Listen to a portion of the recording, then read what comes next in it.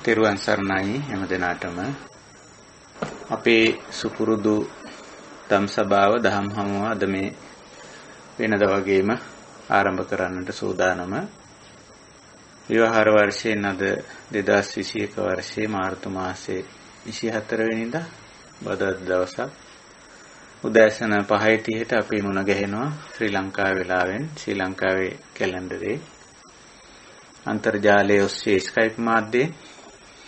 ඉතින් වෙනද වගේම අදත් අපේ සුපුරුදු කල්යාණ මිත්‍ර පිරිස ධම් සභාවට එකතු වී සිටිනවා. අපි හැම දෙනාම ගෞරවයෙන් කල්යාණ මිත්‍රත්වයෙන් පිළිගනිමු. හැම දෙනාම මේ ගත කරන කාලය ධර්ම ගෞරවයෙන් යුතුව සාවධානව මේ දහම් සාකච්ඡාවට එකතු වෙන්න කියලා ගෞරවයෙන් මතක් කරනවා.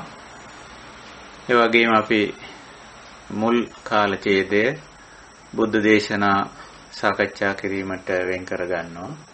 පසු කාල ඡේදයේ අපි ධම් සභාවේ ඉන්න අපේ කල්යාණ මිත්‍රයන්ට ධර්ම ගැටලු මතු කරන්නට ඒ වගේම අත්දැකීම් බෙදා හදා ගන්නට අවස්ථාවක් අපි ලබා ගන්නවා. මේ විදිහටයි අපේ දහම් හමුව අප පවත්වනු ලබන්නේ.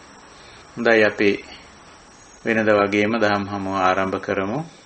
මේ උතුම් ශ්‍රී සද්ධර්මය අවබෝධ කරගෙන ලෝක සත්‍යය කෙරෙහි අප කෙරෙහි අප්‍රමාණ කරුණාවෙන් දේශනා කොට වදාළ තථාගත බුදු පියාණන් වහන්සේ බුද්ධ ගෞරවයෙන් සීකරගෙන নমස්කාර පාඨයේ තුන් ආරයක් කියලා සම්බුද්ධ වන්දනාවෙන් අපි දහම් හමුව ආරම්භ කරමු.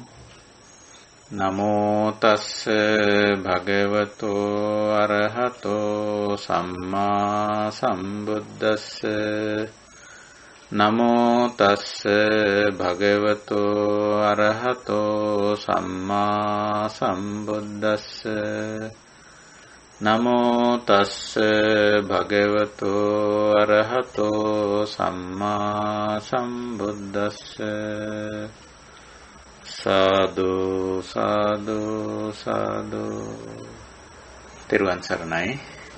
අවසරයි පූජනීය ස්වාමීන් වහන්සේලා මෙනින් වහන්සේලා ඇතුළු කල්යාණ මිත්‍ර හැම දෙනාගෙන්ම අපි උතුම් ශාසනික මෙහෙවරක් වශයෙන් අපි හැම දෙනාගේම ධර්ම අවබෝධය පිණිස මෙවැනි දහම් සාකච්ඡා මාලාවක් අප හැම දෙනාගේම ශක්ති ප්‍රමාණයෙන් දිගින් දිගටම කරගෙන යනු ලබනවා.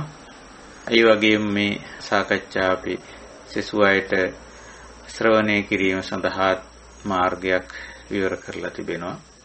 නිවෙන මග නමින් අන්තර්ජාලයේ YouTube channel එකක් සකස් කරලා එය ශ්‍රවණය කරන්න අවස්ථාවක් සලසලා දීලා තිබෙනවා.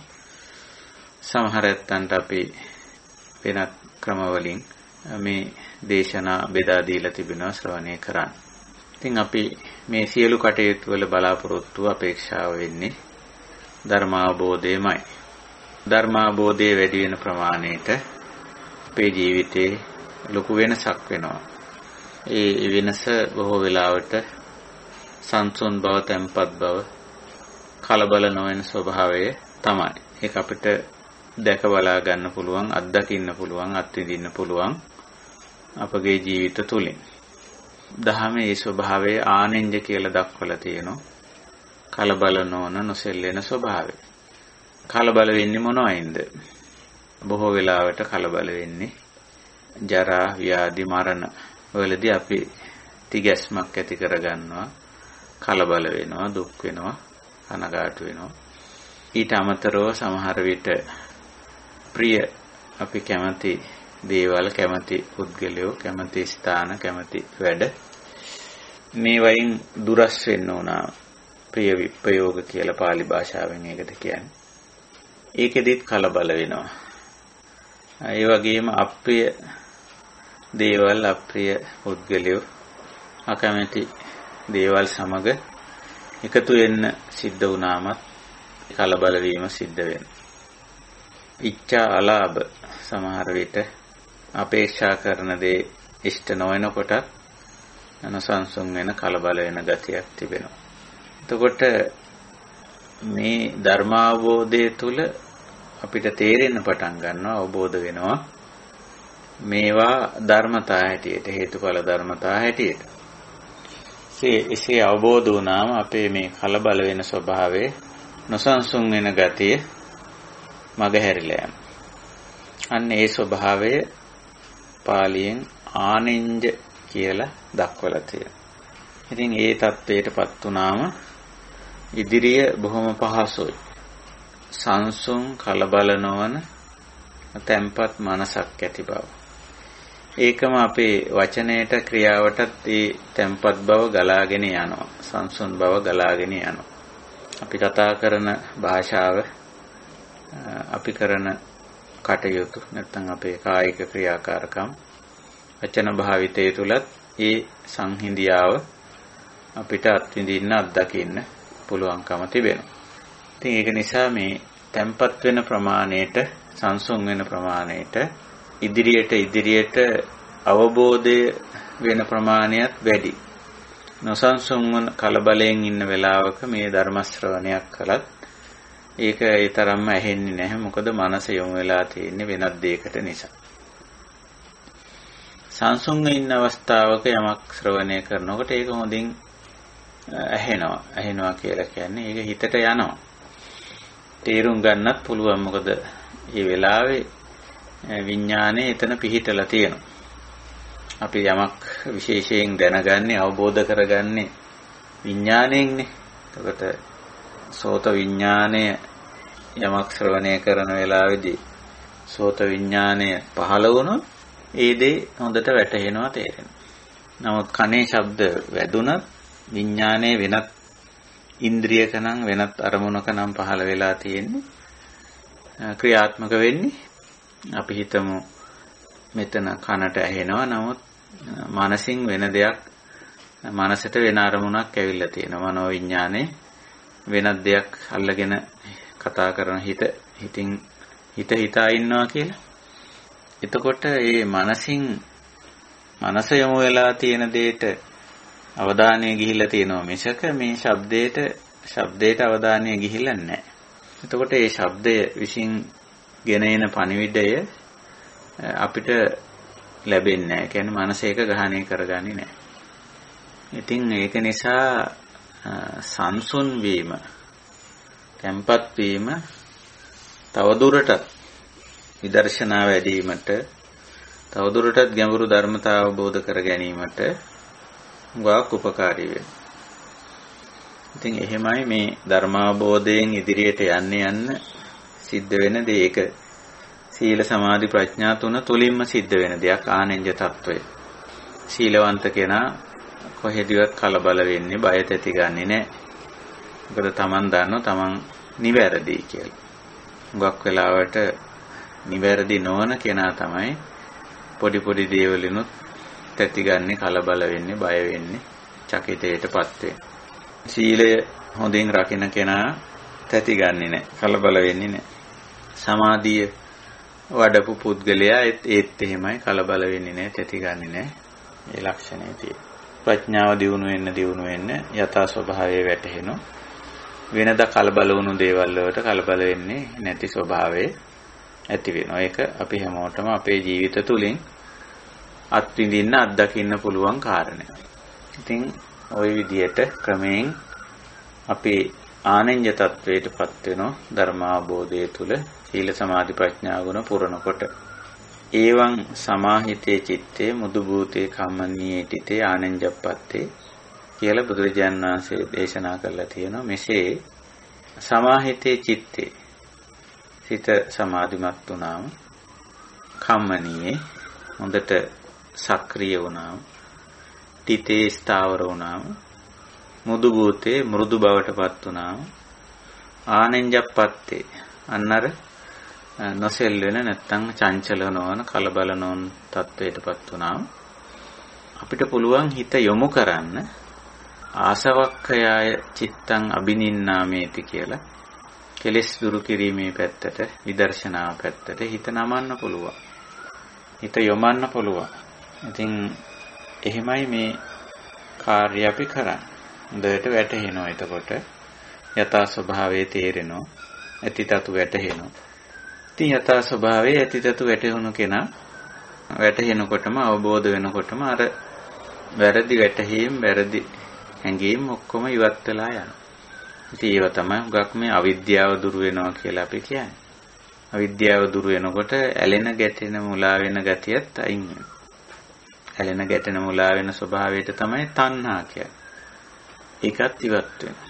ඉතින් ওই විදිහටයි අපේ අධ්‍යාත්මික දියුණුව ක්‍රමයෙන් වර්ධනය වීගෙන යන්නේ. ඉතින් ඔය අධ්‍යාත්මික දියුණුව සඳහායි අපි මේ දහම් හමුවක් දම් සභාවක් පවත්වන්නේ. එතකොට අපි මේ දිනවල මාතෘකාවක් ඉදිරියට අරන් තිබෙනවා. යථා භූතං ඥාන දස්සන කියන මාතෘකාව. ඇති තතු දැකීම කියලා අපි ඒක සිංහලෙන් ඉදිරිපත් කරගෙන තියෙනවා. ඇති ඇත්ත දේ ඇති දේ පවතින දේ එහි යථා ස්වභාවය ඥාන දස්සන ඥාණයෙන් හරියටම ප්‍රඥාවෙන් දර්ශනය කර ගැනීම දැක ගැනීම මේ කතා කරන්නේ. එතකොට මේ ඇතිතතු දැකීම කියන මාතෘකාව අපි හැමදාම වගේ මාතෘකාව ගැන පොඩි අවධානයක් යොමු කරනවා. කලිනුත් අපි මතක් කරලා තියෙනවා මේක. මොකද්ද ඇත්ත මොකද්ද එහි තතු මොකද්ද දැකීම. ඇති දේ වෙන්නේ පවතින දේ වෙන්නේ ඇස කන නාසය දිවකය මන. මේ පංචේන්ද්‍රියයන් සහ මනස කියලා දෙයක් පවතිනවා. මේ වෙලාවෙත් පවතිනවා. ඒක වෙනස් වෙමින් හරි විපරිණාමය වෙමින් හරි කොහොම නමුත් පවතිනවා. ඒක පවතින්නේ නැත්නම් කය පවතින්නේ නැත්නම් අපිට මෙහෙම ඉඳගෙන ඉන්න වාඩි වෙලා ඉන්න විදිහක් නැහැනේ. කයක් නැත්නම් මේ වෙලාවේ අපි ඒ කය ශරීරය කියන එක කිසියම් ඉරියව්වක තබාගෙන ඉන්නවා මේ වෙලාවේ. ඒක ප්‍රත්‍යක්ෂයි. ඒක ඇත්තක්නේ. ඇති දෙයක්. ඊළඟට කය විතරක් නෙමෙයි හිතකොත් මේ වෙලාවේ තියෙනවානේ. මේ සෝත විඥානය පහළ වෙලා තියෙනවා. ශ්‍රවණය වෙනවා. ඒවා තේරුම් ගනිමින් ඉන්නවා. මේ විදිහට හිතත් වැඩ කරන බව මේ වෙලාවේ පැහැදිලි. ඕනම වෙලාවක අපි සාවධාන වෙලා බැලුවොත් සතිමත් වෙලා බැලුවොත් අපිට තේරෙනවා අපිට වැටහෙනවා මෙහෙම සිත කය කියලා දෙයක් තියෙනවා. සිත කයකින් පුළුල්ල කියනකොට අපි කියනවා පසින්දුරන් සහ මනස කියලා. තවත් ගැඹුරින් කිව්වොත් නාම සහ රූප කියන්න පුළුවන්. නාම රූපයක් මෙතන තියෙනවා. ඉතින් ඔය පසින්දුරන් සහ මනසට වර්තමාන මොහොතේ ගෝචර වෙන දේකුත් තියෙනවා. ඒවට අපි විවහාරයේදී කියන්නේ රූප, ශබ්ද, ගන්ධ, රස, පොට්ටබ්බ ධම්ම කියලා. මේන් රූප, ශබ්ද, ගන්ධ, රස, පොට්ටබ්බ කියන ඒවා අයිති වෙන්නේ රූපවලට. ධම්ම නාම වලට අයිති වෙන්නේ.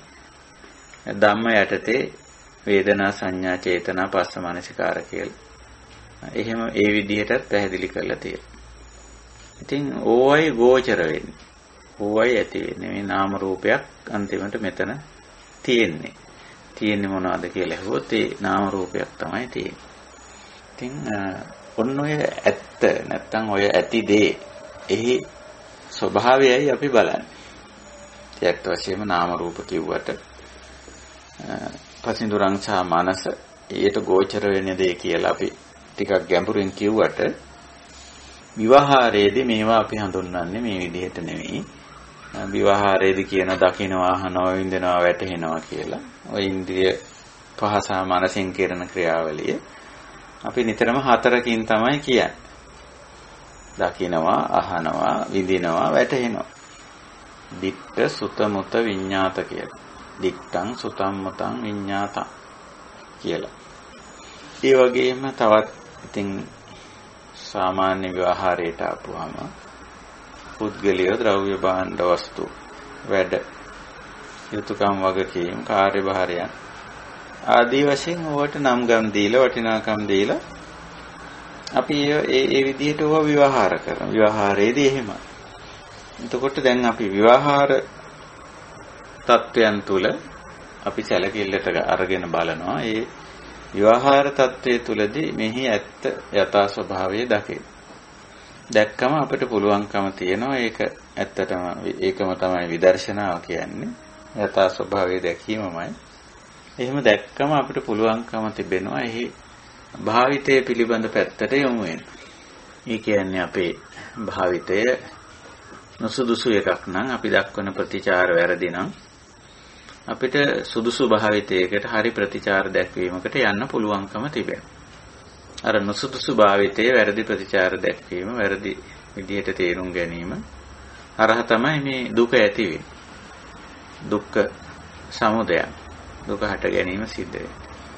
ඉතින් ඒ ස්වභාවයෙන් මිදෙන්න අපිට පුළුවන්කම ලැබෙනවා මේ විදිහට යථා ස්වභාවය දැක්කම. ඉතින් බුදුරජාණන් වහන්සේ තමන් වහන්සේගේ බුද්ධත්වයේ පිළිබඳව ප්‍රකාශ කළේ ওই විදිහටම. යථා භූතං ඥාන දස්සනං සවිසුද්ධං හෝසි කියලා. තමන් වහන්සේට හැම දෙයකම ඇති තතු පැහැදිලි වුණා කියලා. ඉතින් ඒ පැහැදිලි වීමම බුද්ධ. ඒකට තමයි බුද්ධ කියන්නේ. ඉතින් අපි හැම දෙනාමත් බුද්ධ වෙන්න තමයි මේ උත්සාහ කරන්නේ. බුද්ධ කියන්නේ පුද්ගලයෙක් නෙමෙයි. අවබෝධ ඥානයි. අපි ඒකට පාලියෙන් බෝධි කියලා කියනවා. බෝධි. තථාගතස්ස බෝධි කියලානේ කියන්නේ. ඒකට බුදුරජාණන් වහන්සේගේ අවබෝධය. ඉතින් අපි හැමෝටමත් මේ බෝධි තියෙන්න ඕන. බෝධිය තියෙන්න ඕන. අවබෝධය තියෙන්න ඕන. යථා ස්වභාවය වැටහිලා තියෙන්න ඕන. තේරිලා තියෙන්න ඕන. ඒකයි. ඉතින් ඔය මාතෘකාවෙන් අපි බුද්ධ දේශනාත් කිට්ටු කරගෙන යම් සාකච්ඡා මාලාවක් අපි කරගෙන යනවා. දැන් හුඟක්ම අපි සම්බන්ධ කරගෙන තියෙන්නේ මේ එදිනෙදා ප්‍රායෝගික ජීවිතයේ සිදුවීම් වලට අදාළව කරන ලද බුද්ධ දේශනා. ඒ අනුව අපි මේ වන විට කතා කරන්නේ අංගුත්තර නිකායේ චතුක්ක නිපාතේ පත්තකම්ම වර්ගයේ ඇතුළත් පත්තකම්ම සූත්‍රය.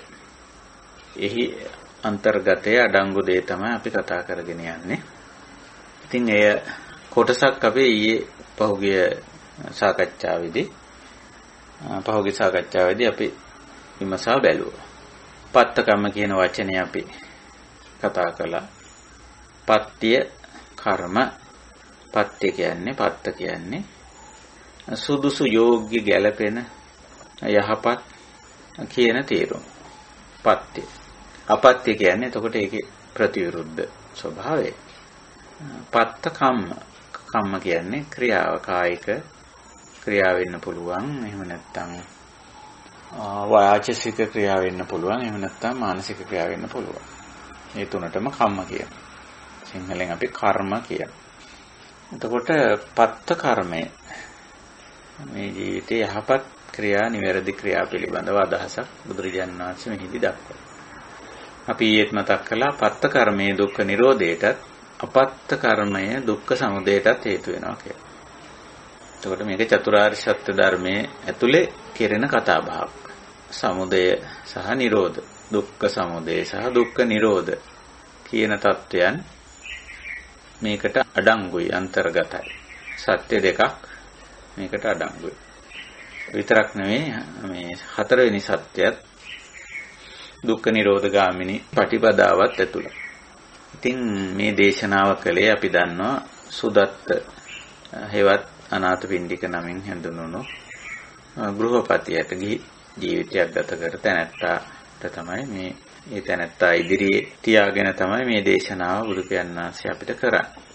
ඒ නිසා දේශනාවේ හැමතිස්සෙම සුදත්ත හේවත් අනාථපිණ්ඩිකව අමතා යමක් කියන බවක් සූත්‍රයේදී පේනවා.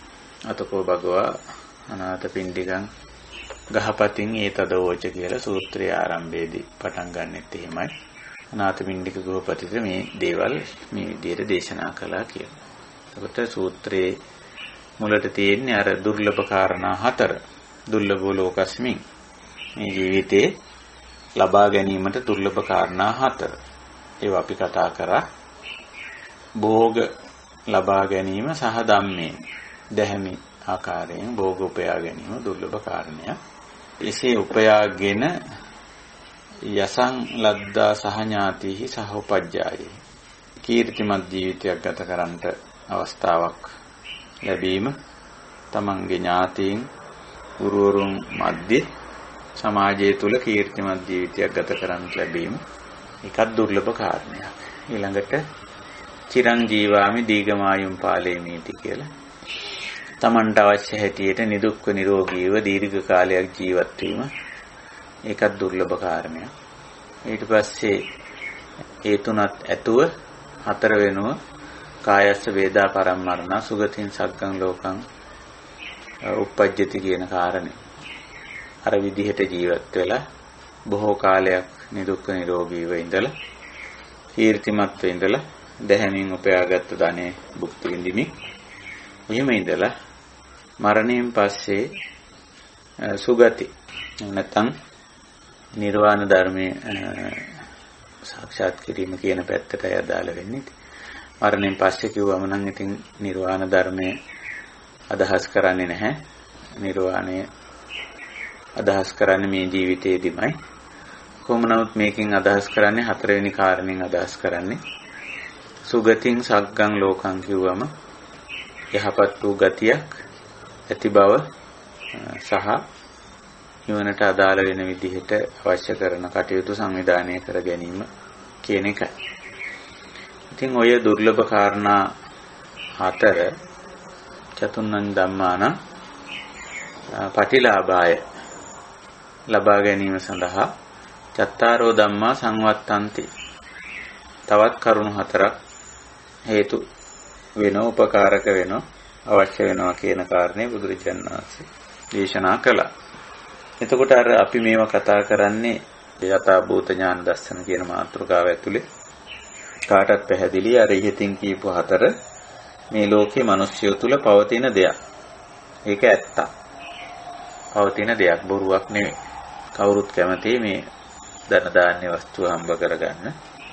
ඉතින් දැහැමිව හම්බ කරගන්න කැමති. දැහැමිවද නැද්ද කියන කාරණේ වෙනම එකක්.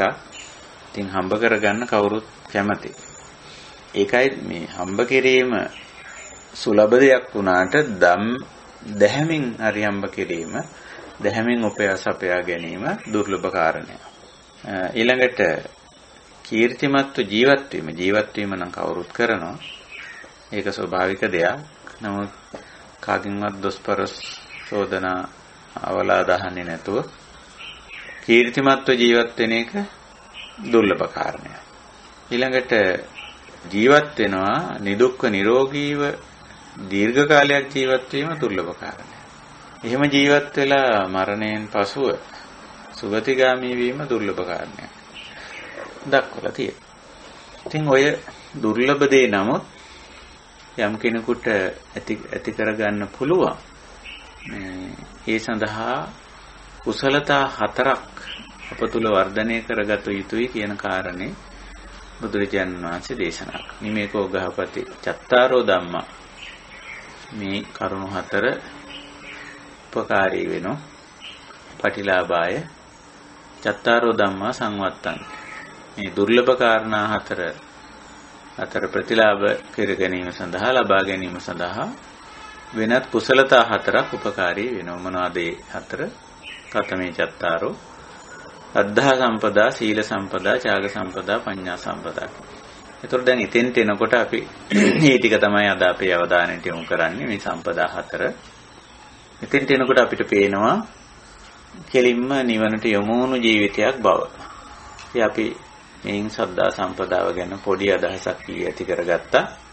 අද මේ සම්පදා හතර ටිකක් වැඩිපුර විස්තර කරගන්න බලමු, තේරුම් ගන්න බලමු.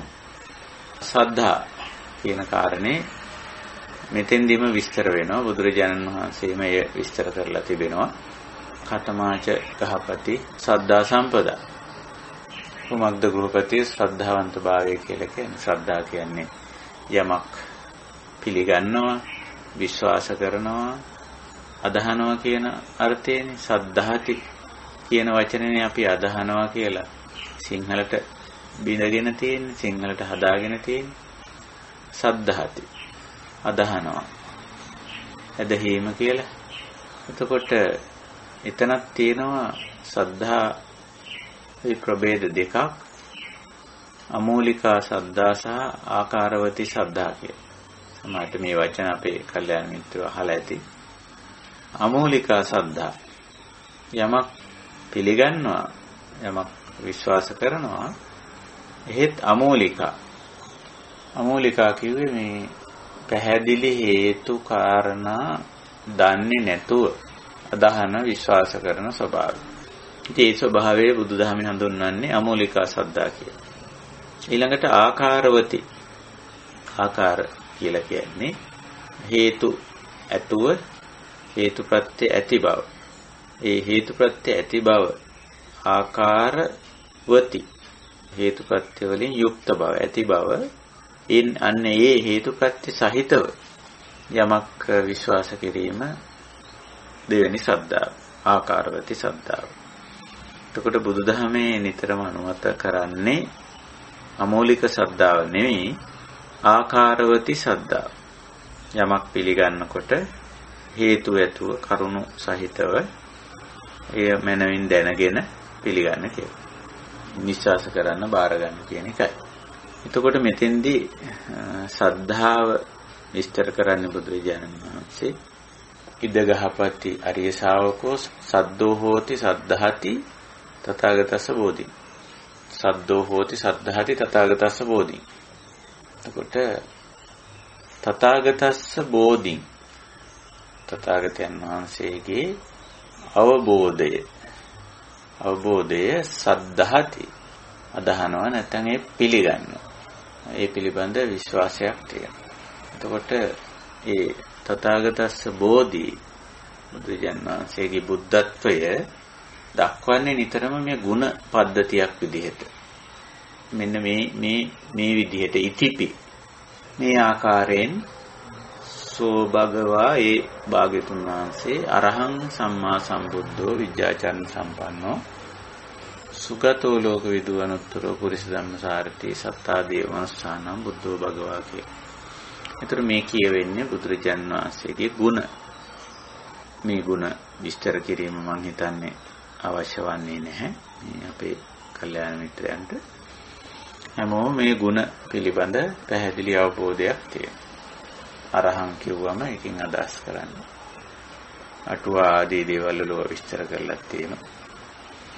ආරකත්තා අරහං අරීනංච හතත්තා අරහං අරහබාවෝ අරහං පූජානංච අරහත්තා අරහං. ඔහොම කියලා ඔය අරහං කියන පදේ විවිධ විදිහට විස්තර කරන්න උත්සාහ කරලා තියෙනවා.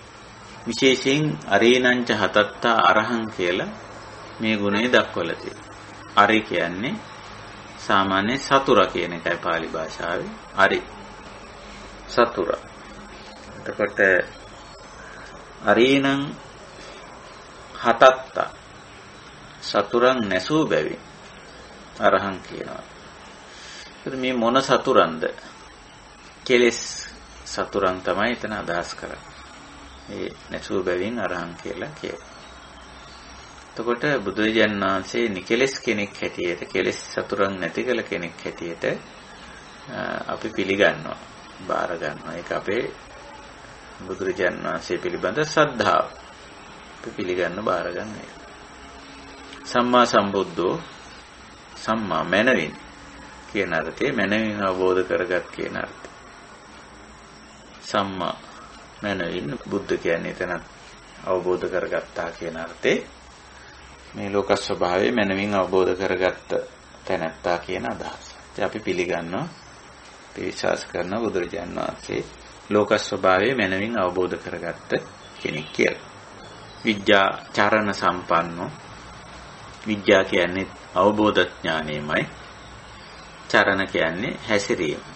කාය වාක් අංශවල නැත්නම් චර්යාත්මක අංශවල යහපත් වූ හැසිරීම චරණ කියන්නේ. අවබෝධයේ අංශයේ නිවැරදි අවබෝධයේ විද්‍යා කියන. විද්‍යාචරණ කියන්නේ ඒක. ඕ අටුවා විදිහනම් විද්‍යා කියන්නේ අෂ්ට විද්‍යාය, චරණ කියන්නේ 15 චරණ ධර්මයේ කියලා ඔහොම විස්තරයක් ඉදිරිපත් කරන්න අටුවාව නැත්නම් අපේ ධර්ම විස්තරවල එවැනි විස්තර කිරීම අපට හමු වෙනවා. කොහොම වුණත් පුළුල් අර්ථයෙන් ගත්තම විද්‍යා කියන්නේ මේ යථා ස්වභාවය අවබෝධ වී තිබීම. අවබෝධ කරගත් බව. චරණ කියන්නේ මේ යථා ස්වභාවයට අනුගතව අනුකූලව ජීවත් වෙන ස්වභාවය. චරණ. බුදුරජාණන් වහන්සේගේ මූලික ලක්ෂණ විද්‍යා චරණ. අවබෝධ කරගෙන අවබෝධයෙන් යුතුව ජීවත් වෙනවා. ඒ අවබෝධයට අනුව ජීවත් වෙනවා. සරල උදාහරණයක් කිව්වොත් අපි නිතරම කියනෝනේ විදර්ශනාවේදී අනිච්චං කියලා. හැම දෙයක්ම අනිත්‍යයි කියලා. අනිත්‍යයි කියන්නේ කවර දෙයක්වත්, කවර මොහොතකවත්, කවර තත්වයකට වුවත් පත්වීමේ සම්භාවිතාවක්, හැකියාවක්, ඉඩකඩ තිබෙනවා කියන එක. ඒකට ඒක අවබෝධ කරගත්ත තැනැත්තා හැම දෙයක්ම කරන්න කියන්නේ, සැලසුම් කරන්නේ මේ අනිත්‍ය සංඥාවෙන්. අනිත්‍ය සංඥාවෙන් කියන්නේ තමයි මේ කරන දේ, කරන්න සැලසුම් කරගෙන ඉන්න දේ. මේ ඕනම දෙයක් ඕනෑම වෙලාවක ඕනෑම තත්වයකට වෙනස් වෙන්න පුළුවන්. කරන කියන දේවල් විතරක් නෙමෙයි, අපි හිතන කියන දේවල්, කතා බහ කරන දේවල්, අපින් පරිබාහිරයේ තියෙන පාරිසරික වශයෙන් තියෙන එවැනි තත්වයන්. tie හැම දෙයක්ම එහෙමයි. ඕනෑම වෙලාවක ඕනෑම තත්වයකටපත් වෙන්න පුළුවන් කියන ඒ සංඥාව ඇතුව, ඒ විද්‍යාව ඇතුව තමයි චරණය කරන්නේ. එතකොට ගැටලුවක් නැහැ. චරණය තුලින් නෙමෙයි දුක ඇති වෙන්නේ. එතකොට විද්‍යාවට ඇවිල්ලා නම් මේ චරණය නිවැරදි. ඒකයි ස්වභාවය. බුදුරජාන් වහන්සේලා මේ ලෝකේ ජීවත් වෙන්නේ උන්වහන්සේලාගේ චරණය තුල පෙන්වුම් කරන්නේ උන්වහන්සේගේ විද්‍යාව. දැනගෙන ජීවත් වෙනවා. යථාබෝධය ඇති කරගෙන ජීවත් වෙනවා. ඇතිතතු තේරුම් අරන් ජීවත් වෙනවා කියන්නේ විද්‍යා චරණ. ඒ ඔය ගුණය අපි බුදුරජාන් වහන්සේ තුල තිබ්බ බව අපි පිළිගන්නවා. ඒක කොහොමද ඒක පිළිගන්නේ? දැන් ඔන්න යමක් පිළිගන්න. දැන් ආපහු ශ්‍රද්ධාව කියන පැත්තට අපි පොඩ්ඩක් හැරෙනවා. යමක් කරුණ සහිතව පිළිගන්නේ කොහොමද? දැන් බුදුරජාණන් වහන්සේ සිටියේ නම් මේ කාලේ උන්වහන්සේ විද්‍යාචරණද ආදී මේ ගුණාංග ටික දැක බලා ගන්න අපිට පුළුවන්කම තිබෙනවා. දැන් එහෙම උන්වහන්සේ නැති නිසා එහෙම ගුණාංග පද්ධතියක් අපිට දැක බලා ගන්න පුළුවන් කමක් නැහැ. නමුත් අපිට බුද්ධ දේශනා තියෙනවා, බුදුරජාණන් වහන්සේගේ දේශනා තියෙනවා. අපි මේ විදිහට එකතු කරගෙන රැස් කරගෙන තියෙන බුද්ධ දේශනා තියෙනවා. ඒවා කියවනකොට එහි අන්තර්ගතය අපිට වැටහෙනකොට වැටෙන්න අපේ මේ ශ්‍රද්ධාව ඇති වෙනවා. බුදුරජාණන් වහන්සේ මේ ගුණ තිබිච්ච කෙනෙක් කියන එක ඒ තොරතුරු වලින්, ත්‍රිපිටකාගත තොරතුරු වලින් අපිට වාර්තා වෙනවා. එතකොට අපි ඒවා හරි දේවල් මේ, යහපත් දේවල් මේ කියලා අපිට තේරුණාම ඔන්න බුදුරජාණන් වහන්සේ පිළිබඳ ශ්‍රද්ධාව තවත් වටයකින් තහවුරු වෙනවා. ධර්මාවබෝධය වැඩි වෙන්න තථාගත ධර්මයේ පිළිබඳ අවබෝධය වැඩි වෙන්න අපේ ශ්‍රද්ධාව ඉහළ යනවා. නැත්නම් ශ්‍රද්ධාව තහවුරු වෙනවා. ආකාරවතී ශ්‍රද්ධාවට අපි වැටෙනවා. දැන් අපි බුදුරජාණන් වහන්සේව පිළිගන්නේ, බාරගන්නේ උන්වහන්සේගේ ගුණවලින්. ඒ ගුණ උන්වහන්සේගේ ජීවිතේ තිබ්බා කියන කාරණේ අපි පිළිගන්නවා. ওই විදිහට ওই විද්‍යා චරණ ගුණය. ඊළඟට සුගත කියලා ගුණයක් දක්වනවා. ගත කියන්නේ ගිය කියන අදහස සාමාන්‍යයෙන් පාලි භාෂාවේ. සු කියන්නේ යහපත්, හොඳ, නිවැරදි කියන අදහස. එතකොට සුගත යහපත් වූ, නිවැරදි වූ තැනට ගියා කියන අදහස. කොහාටද? ඒ අදහස් කරන්නේ නිවන. නිවනටපත් වුණා කියන එක. නිවුණු සැනසුණු තත්වයටපත් වුණා කියන එක ඒකේ අදහස. සුගත. ඊළඟට ලෝක විදු. ලෝක කිව්වම දැන් අපි දන්නවා මොකද්ද ලෝක කියන්නේ. පසින්දුරාංග සහ මනස ඒට ගෝචර වෙන දේ. ඔකට තමයි ලෝක කියන්නේ බුදුදහම. විදු දැනගත්ත නැත්නම් යථා ස්වභාවය දැනගත්ත කියන්නේ. විඥා කියන වචනේන්නේ විදුෙන්. ඒකට එහි යථා ස්වභාවය දැනගත්ත ලෝක විදු. උන්වහන්සේ කරන දේශනා, උන්වහන්සේ අපිට දීපු කමඨහන් වලින් අපිට පැහැදිලි උන්වහන්සේ ලෝක ස්වභාවය අවබෝධ කරගත්ත කෙනෙක් කියන ලෝක විදු ගුණයෙන් යුක්තයි. ඔය විදිහට. ඊළඟට පුරිස ධම්මසාරති. පෞරුෂ දමනය කිරීමේ හැකියාව උන්වහන්සේ ළඟ තිබුණා. පෞරුෂ කියන්නේ මේ වැරදි පෞරුෂනේ. පුරුෂ කියන්නේ එතන පෞරුෂවල. ස්ත්‍රී වේවා, පුරුෂ වේවා, කුඩා වේවා, ලොකු වේවා, උගත් නොඋගත් ඕනම කෙනෙක් තුල වැරදි පෞරුෂයක් තියෙන්න පුළුවන්. වැරදි පෞරුෂයක් කියලා කියන එකෙන් අදහස් කරන්නේ වැරදි වැටහීමයි, වැරදි ආකාරයෙන් කතා බහයි, වැරදි ආකාරයේ කායික ක්‍රියාකාරකම් ඇති බව. ඒක තමයි නොදැමුණු පෞරුෂයක් කියලා කියන්නේ. එතකොට ඒ නොදැමුණු පෞරුෂ දමනය කරා. ඒ කියන්නේ අවබෝධ ඥානය ඇති කරනවා. පුද්ගලයා තුළ නිවැරදි අවබෝධය ඇති කරනවා. ඒ වගේම ඔහුගේ වචන භාවිතය නිවැරදි කරනවා. චර්යාව නිවැරදි කරනවා. ඉතින් ඔය තවත් විදිහකින් කිව්වොත් සීලේ පිහිට වනවා. ඒ තැනත්ත කරුණ අවබෝධ කරලා දීලා. ප්‍රඥාවන්ත කෙනෙක් කරලා සීලේ පිහිටවනවා. ඒකට ඒ පෞරුෂයෙන් හුඟක්ම පෙන්눔 කරන්නේ චර්යාත්මක පැත්ත. හැබැයි පෞරුෂයෙන් චිත්ත වේග අවබෝධමය පැත්තත් අදහස් වෙනවා. අන්නේ අංශ තුනේ තියෙන අඩුපාඩුකම් සකස් කිරීම තමයි පෞරුෂ ධම්ම සාරති පුරිස ධම්ම සාරති ගුණයෙන් කියවේ.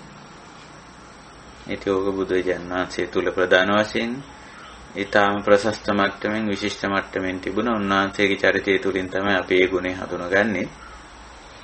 නමුත් අපි හැමෝගෙම ජීවිතවලට මේ බුදු ගුණ ඇති කරගන්න පුළුවන්. බුදු ගුණ ගැන කියනකොට තවත් කාරණයක් කියන්න ඕන. හුඟක් අය බුදු ගුණ කියනවා, බුදු ගුණ මෙනෙහි කරනවා. බුදු ගුණ වලට වඳින්නත් දැන් පුරුදු වෙලා තියෙනවා. නමුත් බුදු ගුණ ඇති කරගන්න උත්සාහ කරන අය නැතුව නෙවෙයි අල්පයි. බුදුරජාණන් වහන්සේ අපිට කියලා නම් තියෙන්නේ බුදු ගුණ ඇති කරගන්න කියලා. බුද්ධ ශ්‍රාවකයෝ නම් අපි බුදු ගුණ තමයි ඇති කරගන්නවා. මොකද අපේ ශාස්ත්‍රුන් වහන්සේ, අපේ ගුරුවරයා, අපේ කල්යාණ මිත්‍රයා වෙන්නේ බුදුරජාණන් වහන්සේනේ. ඉතින් අපි බෞද්ධ වෙන්නේ, බුද්ධ ශ්‍රාවක වෙන්නේ බුදු ගුණ ඇති කරගත්තොත් විතරයි. බුදු නැන, බුදු ගුණ, බුදු චරණ, ඒකනේ බුදුරජාණන් වහන්සේට සමාන චරණයක් ඇති කරගන්නවා කියන එකනේ ඔය බුද්ධං චරණං ගච්ඡාමි කියලා අපි කියන්නේ. බුද්ධං සරණං කියන තැන තියෙන්නේ චරණය. සරණ කියන වචනේ පිහිට කියන අර්ථෙත් තියෙනවා. පිහිට කියන අදහසක් තියෙනවා සරණ කියන එක. නමුත් බුද්ධං සරණං ගච්ඡාමි කියුවම බුදුරජාණන් වහන්සේ අපිට පිහිට වෙනවයි කියන අදහස නෙවෙයි. බුදුරජාණන් වහන්සේ අපිට පිහිට වේවා කියලා කියනව නෙවෙයිනේ ඔය. ඒ වාක්‍යයේ තියෙන්නේ ගච්ඡාමි කියලානේ. උත්තම පුරුෂයන් තියෙන්නේ. මම බුදුරජාණන් වහන්සේගේ බුදු ගුණ මා තුළ ඇති කරගන්නවා කියන්නේ. තවත් විදිහකින් කියනවා බුදුරජාණන් වහන්සේ දිවි ගෙවන ආකාරයට, දිවි ගෙවූ ආකාරයට මම ජීවත් වෙන්න පුරුදු වෙනවා, පුහුණු වෙනවා. ඒකයි. ඉතින් ඔය ස්වභාවය තමයි අපේ පෞරුෂය අපි ඇති කරගන්න වෙනස. බුද්ධං සරණං ගච්ඡා. බුදුරජාණන් වහන්සේ අනුව යන පුද්ගලයේ බවට පත්වීම. ඉතින් බුදුරජාණන් වහන්සේලා අපේ පෞරුෂ දමනය කරනවා. ඉතින් අපිටත් පුළුවන් පෞරුෂ දමනය කරන්න අනිත් අය. ඉතින් මේ දමනයේදී තියෙන අනුත්තර නොවු කියන ස්වභාවයන් දෙකක්. බුදුරජාණන් වහන්සේ දමනය කරන්නේ අනුත්තර මාර්ගය. මොකද්ද මේ අනුත්තර කියන එකෙන් අදහස් වෙන්නේ? අර පුද්ගලයන් දමනය කිරීමේදී සමහර වෙලාවට පුද්ගලයන්ට දඬුවම් කරලා, සිරගත කරලා, කායික වශයෙන් යම් පීඩාවක් නැති කරලා, අයිතිවාසිකම් කපා හැරලා දාලා, රළු පරළු විදියට බැන වැදිලා දොස් කියලා එහෙම දමනය කරන ස්වභාවයකුත් තියෙනවා. ඒක ඉතින් සාමාන්‍ය ලෝකයේ කෙරෙනවානේ. පොලිසිය, උසාවිය, අධිකරණය අරහා එහෙම කරනවා. සමහර විට පාසල් ගුරුවරයා, මව්පියෝ, වැඩිහිටියෝ අනිත් අයගේ පෞරුෂ දමනය කරනකොට ඒ විදිහට කරනවා. නමුත් බුදුවරු පෞරුෂ දමනය කරන්නේ එහෙම නෙමෙයි. බොහොම මෘදු විදිහට කරුණු කියලා දීලා සීලය, සමාධිය, ප්‍රඥාව සමාදන් කරවලා ඒ තුල ඇති කරන්නා වූ වෙනසක් කරහ තමයි මේ පෞරුෂයේ වෙනසක් ඇති කරන්නේ. පුරිස ධම්මසාරති ගුණය අනුත්තරෝ කියන විශේෂණ පදයකින් විශේෂ කරලා දක්වලා තියෙන එකයි. උතාම විශිෂ්ඨාකාරයෙන්, උසස් ආකාරයෙන් කියන තේරුම අනුත්තරෝ කියලා. අනුත්තරෝ කියන්නේ විශේෂණ පදයක්. එතන බුදු ගුණය වෙන්නේ පුරිස ධම්මසාරති. නමුත් සමහර අය ඔය ගුණ විස්තර කරද්දී අනුත්තරෝ කියලා ගුණයක් ගැන කතා කරනවා. අනුත්තරෝ කියලා ගුණයක් නැහැ. අනුත්තරෝ කියන්නේ එතන ඉදිලා තියෙන විශේෂණ පදේ. ගුණය වෙන්නේ පුරිස ධම්ම, පෞරුෂ දමනය තමයි ගුණය. හැබැයි පෞරුෂ දමනය කරද්දී දඬුවම්, හිංසා පීඩා කිරීම, අයිතිවාසිකම් කපා හැරීම ආදී නොඑක් දේවල් හරහා කරන පෞරුෂ දමනයක් නෙවෙයි. ඊට වැඩිය මෘදු මොලොක් ආකාරයට විශේෂයෙන් පුද්ගලයාගේ පෞරුෂයේ තියෙන අඩුපාඩුකම්, දෝෂ, දුර්වලතා හොඳට තෝරා දීම හරහා තමයි පුද්ගලයාගේ පෞරුෂය වෙනස් කිරීම කරන්නේ. ඉතින් බුදුරජාන් වහන්සේ එහෙම කෙනෙක්. නිසා අනුත්තරෝ පුරිස ධම්මසාරති. සත්තා කියන්නේ මග කියන තැනැත්තා, මාර්ගය පෙන්වලා දෙන තැනැත්තා, ශාස්ත්‍රුන් වහන්සේ, ගුරුවරයා කියන අදහස. බුදුරජාන් වහන්සේ ගුරුවරයෙක්, මග පෙන්වන්නේ, මග කියන කෙනෙක්. මොකටද? දුක්ඛ නිරෝධයට පුළුල්ල කිව්වොත්, ගැඹුරින්ම කිව්වොත් සත්තා ශාස්ත්‍රුන් වහන්සේ කාටද? දේව මනුස්සානං, දෙවි මිනිසුන්ට මග කියනවා. මොකක් සඳහාද? මොන මගද කියන්නේ? ආර්ය වට්ටංගිකෝ මග්ගෝ. හරි පැහැදිලි. ඒ මග තමයි කියන්නේ, වෙන මගක් කියන්නේ නැහැ බුදුරෝ. ඉතින් ඒ මගේ ඇතුළත් වෙන්නේ සීල, සමාධි, ප්‍රඥා, චර්යාත්මක සහ චිත්ත වේගීය සහ බුද්ධිමය අංශය ඇති කරගන්නා වූ වෙනසක් ඒ මාර්ගය තුල කියවේ. ඉතින් අන්න ඒ මග තමයි කියන්නේ. සත්තා කිව්වේ මග කියන්න, මාර්ගය කියන්න. ඉතින් මේ මගේ ගිහිල්ලා අපි අන්තිමට ලබා ගන්නේ දුක්ඛ නිරෝධය කියන தත්ත්වය. දුකින් මිදෙන ස්වභාවය. නිකලෙස් ස්වභාවය තමයි අපි මේ මාර්ගයේ ගිහිල්ලා ලබා ගන්නේ. ඒ සඳහා මග කියන කෙනා, මාර්ගය කියා දෙන කෙනා, වැඩපිළිවෙල පැහැදිලි කරලා දෙන කෙනා සත්තා, ශාස්ත්‍රුන් වහන්සේ. ඊළඟට බුද්ධෝ. බුද්ධ කියන්නේ ඉතින් අර අවබෝධඥානෙ ලැබුව කියන අදහස. සම්මා සම්බුද්ධ කියන තැන. ඒ අර්ථයෙම තමයි, වෙනසක් නැහැ. චතුසත්‍ය අවබෝධ කරගත්තා කියන අදහස. චතුසත්‍ය කවුරුත් අපි දන්නවනේ. දුක්ඛ සත්‍ය, සමුදය සත්‍ය, දුක්ඛ නිරෝධ සත්‍ය, දුක්ඛ නිරෝධ ගාමිනී පටිපදාාරිය සත්‍ය වශයෙන්. ඉතින් ඒවා අවබෝධ කරගත්ත නිසා තමයි බුද්ධ කියන්නේ. ඒ ගුණය උන්වහන්සේ ළඟ තියෙන, උන්වහන්සේ ඒවා අවබෝධ කරගෙන සිටි කෙනෙක්. ඊළඟට භග කියන නාම මූලයෙන් භාග්‍යවත් කියන අදහස කියවෙනවා. භාග්‍යවන්තයි කියන එකේ තේරුම සිංහලෙන් ඉතින් අපි භාග්‍යවන්තයි කියන වචනේත් පාවිච්චි කරනවා. ඊට අමතරව වාසනාවන්තයි කියන වචනේත් අපි පාවිච්චි කරනවා. භගවා කියන, භාග්‍යවන්ත කියන වචනේත් පාවිච්චි කරනවා. වාසනාවන්ත කියන වචනේත් පාවිච්චි කරනවා. වාසනාවන්ත කිව්වම නම් මේ නිකන් ඔය ලෞකික දේවල් ලැබෙනවා, ධන දාන්‍ය වස්තුව ලැබෙනවා, ඒවයි අඩුපාඩුවක් නැහැ කියන අර්ථය තමයි උඟක් වාසනාවන්ත කියන තේරුමේදී අපි දෙන්නේ. නමුත් බුදුරජාණන් වහන්සේ භාග්‍යවන්තයි කියන එකෙන් අදහස් කරන්නේ ඒ වගේ ධන දාන්‍ය වස්තු ආදී ලෞකික දේවල් ලැබෙන කියන අර්ථය නෙමෙයි. උන්වහන්සේ පෞද්ගලිකව ගත්තම උන්වහන්සේට භාග්‍යය උදා කරලා තිබෙනවා. ඒ මොකක්ද? උන්වහන්සේගේ ජීවිතේ ලොකුම දේ කරගෙන තියෙන. ජීවිතයක් සම්බන්ධයෙන් ලබාගත යුතු භාග්‍යය ලොකුම වටිනාම දේ ලබාගෙන තියෙන. ඒ තමයි මේ නිකලෙස් බව, නිවුණු සැනසුණු බව. ඒක තමයි මේ ලොකුම භාග්‍යය. ලැබිය යුතු වටිනාම දේ කියන එකයි මේ භාග්‍ය කියන වචනේ අදහස. ජීවිතයක් තුළ උපයාසපයා ගත යුතු වටිනාම දේ. එතකොට ඒක තමයි උන්වහන්සේ ලබාගත්. උන්වහන්සේ තමා වශයෙන් ගත් කල මහා භාග්‍යවන්ත කෙනෙක්. භගවා.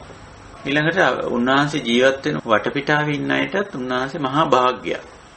දැන් අපි දන්නවනේ සමහර මිනිස්සු මහා භාග්‍යයක්. අයහපත් වූ ලැබීමක්. නමුත් බුදුරජාණන් වහන්සේ එහෙම නෙමෙයි. යහපත් වූ ලැබීම. උන්වහන්සේ යම් ප්‍රදේශයක ඉන්නවද? ඉතින් ඒ ප්‍රදේශයේ ඉන්න සිසු අයටත් මහා භාග්‍යයක්. යම් පිරිසක් එක්ක උන්වහන්සේ ඉන්නවද? ඒ උන්වහන්සේ වටා ඉන්න පිරිසට බුදුරජාණන් වහන්සේ මහත් වූ භාග්‍යයක්. ඇයි?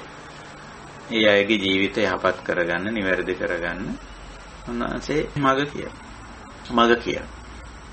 මේ ශාස්ත්‍රූභාවයේ නිසාමයි, සත්තා ගුණේ නිසාමයි භගවා වෙන්නේ. අනිත් අයට මග පෙන්වීම කරන. මේ මග ගිහිල්ලා අනිත් අයටත් පුළුවන්කම තියෙනවා, අපිටත් පුළුවන්කම තියෙනවා. මේ භාග්‍ය උදා කරගන්න. මොකද්ද භාග්‍ය? නිබ්බාන, නිවීම, සැනසීම. ඒක තමයි භාග්‍ය කියලා. අපි භාග්‍යවන්තයෝ කිව්වොත් ඒකෙන් අදහස් කරන්නේ සාමාන්‍ය ලෝකයා නම් භාග්‍යවන්ත කිව්වම ධන දාන්‍ය වස්තු ඉද ගණන් යාන වාහන ආදී ලෞකික දේවල් සාහිතව ඉන්නකොට ඉතින් එහෙම භාග්‍යවන්ත කියලා කියන පුරුදු වෙලා තියෙනවා. නමුත් අපේ ධර්මයේ මේවා විග්‍රහ වෙන්නේ, විස්තර වෙන්නේ, අර්ථකථනය වෙන්නේ ඊට වෙනස් ආකාරයි. ලොකම භාග්‍යය තමයි නිබ්බාන, නිවීම, සැනසීම. ඒ දේ ලැබුව නිසා භගවා අපිටත් ඒ භාග්‍ය උදා කරලා දෙන බැවින් ඒත් භගවා. ඒ ආදි වශයෙන් තමයි බුදු ගුණ 9 මෙතෙන්දි ඉදිරිපත් කරන්නේ. මේ ගුණ 9 මේ 9න් තමයි හැමතිස්සෙම බුදුරජාණන් වහන්සේව හඳුන්වලා තියෙන්නේ. උන්වහන්සේත් එහෙමයි, අනිත් අයත් බුදුරජාණන් වහන්සේ හඳුන්වලා තියෙන්නේ මේ විදිහට.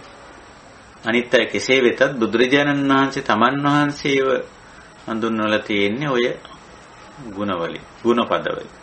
ඒතන 9ක් තිබුණාට ඉතින් ඔය 9ට වඩා තවත් ගොඩාක් ගුණ තියෙනවා බුදුරජාණන් වහන්සේගේ. ඉතින් ඒවා අසංකේයයන් අපමෙයයන් කියලා කියන්නේ. සංඛ්‍යා විද්‍යාවෙන් දක්වන්න පුළුවන් කමක් නැහැ.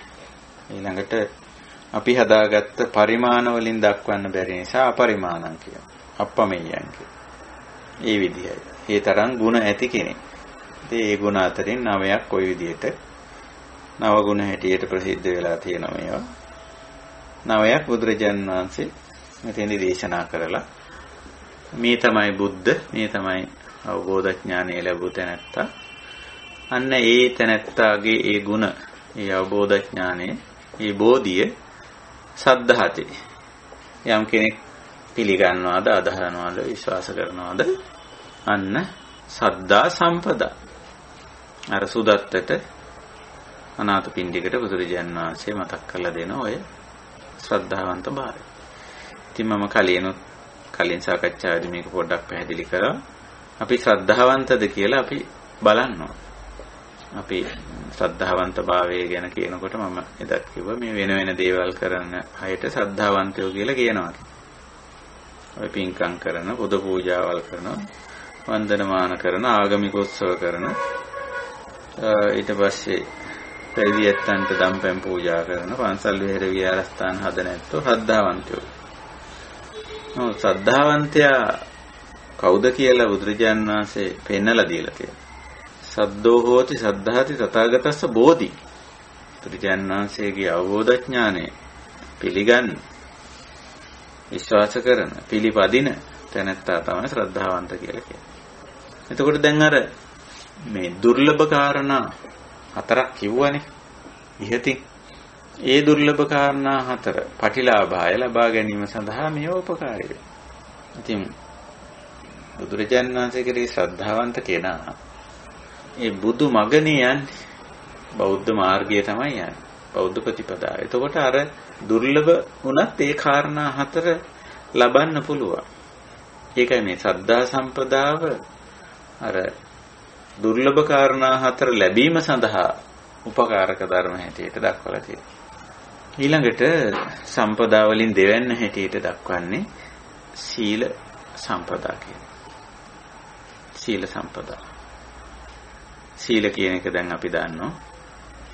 මූලික වශයෙන් බුදුදහමේ සීලය ආභි සමාචාරික, ආදි බ්‍රහ්මචර්ය කියලා කොටස් දෙකකට බෙදෙනවා. ආභි සමාචාර කියලා කියන්නේ ඒවා නිශ්චිත නැහැ. ඒ තැන්වලදී, ඒ අවස්ථාවලදී, ඒ පුද්ගල සම්බන්ධතාවලදී, ඒ ද්‍රව්‍ය භාණ්ඩ වස්තු පරිහරණයේදී සම්මත කරගත් සම්මුති. ඒවා සම්මත කරගන්නේ මිනිස්සුયો. අபிසමාචාර කියන්නේ අපිම පනවාගත්ත දේවල්. අපිම සම්මත කරගත්ත දේවල්. අපි මෙහෙම කරමු. මෙතෙන්දි මෙහෙම කරමු. මෙහෙම නොකර ඉඳිමු මේ වගේ තැන්වලදී. නේ? ඒ වගේ සම්මුති ඇති කරගෙන තියෙනවා. ඒවට කියන්නේ අபிසමාචාර කියලා. මේ අபிසමාචාර වලට අනුව හික්මෙනවා නම් ඒකට කියන ආபிසමාචාරිකා සික්ඛා. අபிසමාචාර සීලය කියලා. ඊළඟට ආදි බ්‍රහ්මචර්ය ශික්ෂා කියලා කොටසක් තියෙනවා. ඍජුවම මේ ලෞකිකත්වයේ අතහැරලා නිවන සාක්ෂාත් කිරීමට උපකාරී වෙන ශික්ෂා කියලා කොටසක් තිබෙනවා. ඉතින් ඔය පාණාතිපාතා ආදී වශයෙන් දක්වලා තියෙන ශික්ෂා පද වලින් කියවෙන්නේ ඒ ආදි බ්‍රහ්මචර්ය ශික්ෂා තමයි. ආදි බ්‍රහ්මචර්ය. අපි මේ වචනේ අර්ථකථනය කරගන්නේ නිවනට උපකාරී වෙන කියන අර්ථයෙන්. ආදි බ්‍රහ්මචර්යා කියන අර්ථය. නිවනට උපකාරී වෙන කියන අර්ථය. එතකොට සීල සම්පදා ඔය කියන අபிසමාචාර සීලයත් ආදි බ්‍රහ්මචර්ය සීලයත් යම් කෙනෙක් තුල තියෙනවා නම් ඒ සම්පදාව තියෙනවා නම් අර දුර්ලභ කාරණා එයාගේ ජීවිතේ ලබා ගන්න දුර්ලභ නැහැ. ඒවා ප්‍රතිලාභය ලබා ගැනීමට උපකාරී වෙනවා. ඒකයි ස්වභාවය. ඊළඟට තුන්වෙනි කාරණේ හැටියට දක්වන්නේ සීල සම්පදාව මෙතෙන්දි විස්තර කරන ආකාරය බලමු. කතමාච බික්කවේ සීල සම්පදා කියලා මේ දේශනාවේදී බුදුරජාණන් සීලය විස්තර කරන්නේ අවම මාත්‍රාවෙන්. එතෙන්දි තුඟක් වෙලාවට ගන්නේ මේ අபிසමාචාර සීලයට වඩා ආදි බ්‍රහ්මචර්ය සීලය තමයි දක්වන්නේ. ඉතින් මෙතන ගහපතිනේ ගෘහපතියෙක් නිසා මේ ආර්ය සීලයේ අවම මට්ටම පෙන්නනවා. අවම මට්ටම තමයි පංච සීල ප්‍රතිපදාව. කතමාච ගහපති සීල සම්පදා ඉද ගහපති අරිය ශාවකෝ පාණාතිපාතා පටිවිරතෝ හෝති. අදින්නා දානා පටිවිරතෝ හෝති. කාමේසු මිත්‍යාචාරා පටිවිරතෝ හෝති. මුසාවාදා පටිවිරතෝ හෝති. සුරාමේරේ මජ්ජපමාදඨානා පටිවිරතෝ හෝති. පටිවිරතෝ වැළකීම, වෙන්වීම, අයින්වීම කියන අදහස. කිසියම් දුෂ්චරිත පහක් මෙතන කියන්නේ. දුරාචාර පහක්. අනාදිවාතා කියන්නේ අකුසලම්. දුෂ්චරිතයක්, දුරාචාරයක්, ප්‍රාණඝාතය. අදින්නා දාන කිව්වේ අකුසලයක්, දුරාචාරයක්, දුෂ්චරිතයක්. සතු තමන්ට අයිති නැති, හිමි නැති, නොපැවරු දේ සතු කර ගැනීම, හිමි කර ගැනීම, අයිති කර ගැනීම. පරිහරණය. අදින්න ආදාන. අපි ඔක නොදුන් දේ ගැනීම කියලා සිංහලට පරිවර්තනය කරගන්න. ඊළඟට කාමේසු මිත්‍යාචාරා. අපි දන්නවා මොකද්ද කියලා. කාම කියන්නේ කැමැත්ත. මොනවටද? රූප බලන්න කැමැති, ශබ්ද අහන්න කැමැති, ගඳ සුවඳ විඳින්න කැමැති, රස විඳින්න කැමැති, පහස විඳින්න කැමැති. එතකොට මේ කැමැත්ත ඉෂ්ට කර ගැනීමේදී මිත්‍යාචාරයට නොඇටි. ඒ කිරීමයි මිත්‍යාචාරා වේරමණී මොකේද? කාමේසු. කාමයේ පරිහරණය කිරීමේදී. ඊළඟට මුසා වචනේට යනවා. වචනයෙන් කෙරෙන ප්‍රධාන දෙයක් එතන දක්වනවා. මුසා මෝස ධර්ම. මුලා කරන ස්වභාවය. රැවටීම කියලා අපි උගත සිංහලෙන් අර්ථ ගන්නෙ. තමන්ගේ ජීවිත පැවැත්මට තමන්ගේ අවශ්‍යතා ඉෂ්ට කරගන්න සමහරව අනිත් අයව රවටන. ඒ වගේ දේවල් කරනවා. ඉතින් ඒක වචනයෙන් කරනකොට මුසා වාචා වෙනවා. මුසාවාදා වෙනවා. ඉතින් ඒකෙන් පටිවිරතෝ. මුසාවාදා පටිවිරතෝ ගත්තීම. ඊට සුරාමේරේ මජ්ජ පමාද ඨානා වේරමණී. මජ්ජ පමාද ඨානා වේරමණී. මද ප්‍රමාද తত্ত্বය. ඨාන කියන්නේ එතන తত্ত্বය කියන අදහස. తত্ত্বයටපත් වීමෙන් වැළකීම. මජ්ජ පමාද ඨානා වේරමණී. මදය සහ ප්‍රමාදය කියන්නේ මොකක්ද කියලා හැමෝම දන්නවනේ. මදය කියන්නේ මේ යම් කිසි මද්ද්‍රව්‍යයක් භාවිතා කිරීම නිසා කය හසුරවන්න බැරි තත්වයටපත් වීම තමයි මද කියලා කියන්නේ. Tamanට තමන්ගේ ශරීරයේ හසුරවා ගන්න බැරි වෙනවා හරියට. ඉතින් ඒක හරි අනතුරුදායක තත්ත්වයක්. තමන්ගේ වැඩපල කරගන්නත් බෑ, අනුන්ටත් මහා කරදරයක් වෙනවා. මජ්ජ තත්ත්වයේ ස්වභාවය. පමාද කියන්නේ ප්‍රකෘති සිහිය නැතිවීම. අපි හැම දිනාටම ප්‍රකෘති සිහියක් තියෙනවා. මේ දැන් කොතනද ඉන්නේ මොනවද මේ කරන්නේ ආදී වශයෙන් මේ පිළිබඳ ප්‍රකෘති සිහියක් තියෙනවා. එතකොට සමහර මද්ද්‍රව්‍ය භාවිතා කරාන් පස්සේ මේ ප්‍රකෘති සිහිය නැති වෙනවා. මේ ප්‍රකෘති සිහිය නැති බවටයි පමාද කියලා කියන්නේ. පමාද. ඉතින් කය හසුරව ගන්නත් බැරි වුණාම ප්‍රකෘති සිහියක් නැති වුණාම මිනිස්සෙක් මොනවා කරයිද කියලා කියන්න බෑ. බොහෝ විට ඊටාම පහත් දේවල් තමයි කරන්නේ. ඒකයි බුදුදහමේ මජ්ජ පමාද ඨානා වේරමණී කියලා ශික්ෂාපදයක් දක්වලා තියෙනවා. මොකෙන් හරි ඔය ශික්ෂාපදේ නම් කියන්නේ සුරාමේරය කියන පැරණි උදාහරණයක් දක්වලා තියෙන එක. අද සුරාමේරය විතරක් නෙවෙයි නොඑක් විදිහේ මත්ද්‍රව්‍ය තියෙනවා. සමහර ඒවා පෙති, කරල්, කුඩු හරියට නිකන් අර ඉස්පිරිතාලයක දෙන දේවල් වගේ. සමහර ඒවා ඉන්ජෙක්ෂන්. ඒ තරමට මේ වැරදි දේ මිනිස්සු දියුණු කරගෙන තියෙනවා. බලන්න ඒවා වැරදි දේවල් දියුණු කරගත්ත හැටි. දැන් මිනිස්යන්ට නිරෝගී වීම සඳහා ඖෂධ පෙති, කරල්, කුඩු, ඉන්ජෙක්ෂන් අපි හදාගෙන ඒවා ශරීරගත කරනවා. ඉතින් ඒවා හදලා තියෙන්නේ මිනිස්යාගේ යහපත සඳහා. ඒ විදිහටම මේ දේවලුත් හදාගෙන තියෙනවා මදයට සහ ප්‍රමාදයට හේතු වෙන নানা ප්‍රකාර දේවල්. ඉතින් සීලවන්ත කෙනෙක් නම් බුදුදහමට අනුව අවම වශයෙන් මේ සාර ධර්ම පහ පවත්වාගෙන යනවා. සීලවන්ත කියන්නේ ඕකයි. සීල සම්පදා. මේක සම්පත්තියක් වෙනවා, යහපතක් වෙනවා.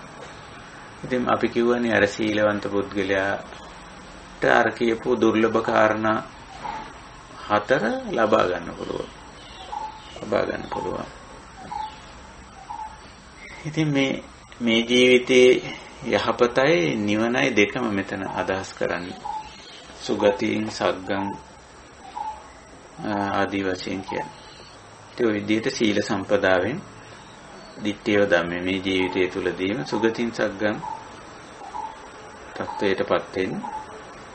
ඒ වගේම දීඝමායම් පාලේමි කියන කාරණේ නිදුක්ඛ නිරෝගීව ජීවත් වෙන්න. කීර්තිමත්ව ජීවත් වෙන්න, දැහැමි ධනයක් උපය ගන්න. මේ ශ්‍රද්ධා සම්පදාව, සීල සම්පදාව උපකාරී වෙනවා. ඊළඟට ඡාග සම්පදාව දක්වන්නේ අර දැහැමි ජීවිතයක් ගත කරද්දී තියෙනවන ගුණාංගය. ඡාග කියන්නේ දීම, අතහැරීම කියන අර්ථයනේ. විශේෂයෙන් මෙතෙන්දී අපි ගන්න ඕන ලෞකික අර්ථයෙන් නෙවෙයි ඇත්තට. මොකද හේතුව ඡාගෝ කියන වචනේ නිතරම චතුරාර්ය සත්‍යයෙන් තුන්වෙනි ආර්ය සත්‍යයේ යෙදিলা තියෙනවා. තස්සායව තණ්හාය අශේෂ විරාග නිරෝධෝ ඡාගෝ පටිනිස්සග්ගෝ මුත්‍යනාලයෝ. ඒ ඡාග තින් දීම කියනටත් වැඩි අතහැරීම කියන අර්ථය තමයි වඩා සුදුසු. ඉතින් දීමේදී වුණත් පුද්ගලයා බොහොම පිරිසිදුවට කරුණාවෙන්, මෛත්‍රියෙන් යමක් දෙනවා. ලබා ගන්න කෙනා කෙරෙහි කරුණා මෛත්‍රී සිත් උපදවාගෙන ඒක නැවත අපේක්ෂාවකින් තොරව දෙනවනම් ඒක බොහෝම ඉහළම මට්ටමේ අපිට ඡාග කියන්න පුළුවන්. නිවන් මට්ටමේ අතහැරීම. ඊළඟට අතහැරීම කියන එකෙන් අදහස් කරන්නේ අපේ යම් දෙයක මනසින් බැඳිලා තියෙනවා. ඒ මනසින් තියෙන බැඳීම ඉවත් කරගන්නේ. ඒකයි ස්වභාවය. ඉතින් දීමයි අතහැරීම. දීම කියන්නේ මේ අතින් අත වගේ කරන වැඩක්. දෙනවා කියන එක. මගේ අතේ තියෙන කෙනාට මගේ අතේ තියෙන දේ අනිත් එක්කෙනාට දෙනවා. මගේ ළඟ තියෙන දැනුම අනිත් එක්කෙනාට දෙනවා. මා ළඟ තියෙන පළපුරුද්ද අනිත් එක්කෙනා තුළ ඇති කරනවා. ඔක තමයි දීම. අනිත් අයට දෙනවා.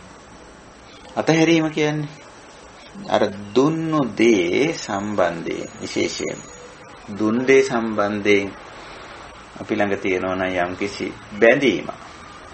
අන්න ඒක තමයි අපි අතහරින්නේ. ඒකයි අතහරින්නේ. ඉතින් ඔය දීම සහ අතහැරීම කියන දෙකම ඔය ඡාග කියන ගුණය ඇතුළත. මෙතෙන්දි ඡාග විස්තර කරන්නේ කොහොමද? කතමාච ගහපති ඡාග සම්පදා. ඉද ගහපති අරිය ශාවකෝ විගත මල මච්චේරේන චේතසා විහෙරති. මුත්ත ඡාගෝ පයතපානි වස්සග්ග රතෝ යාච යෝගෝ දාන සංවිභාග රතෝ. මෙතෙන්ද හුඟක් වෙලාවට අදහස් කරලා තියෙන්නේ සාමාන්‍යයෙන් පරිත්‍යාගයේ පැත්ත ගොක්ම අදහස් කරලා තියෙනවා. ඒ වගේම මානසික පැත්තත් පෙන්වනවා. දැන් මල මච්චේර කියන්නේ මානසික තත්ත්වයක්. මච්චේර කියන්නේ මසුරුකම කියන. තමන්ගේ දේ සංගවාගෙන ඉන්නවා කියන අදහස. එතකොට ඒක මල කඩයක් නැත්නම් ඒක යම් කිසි ක්ලේශයක් හැටියට දක්වන්නේ. මච්චේරේ මලයක්. අන්න ඒක දුරු කරගෙන ඉන්න.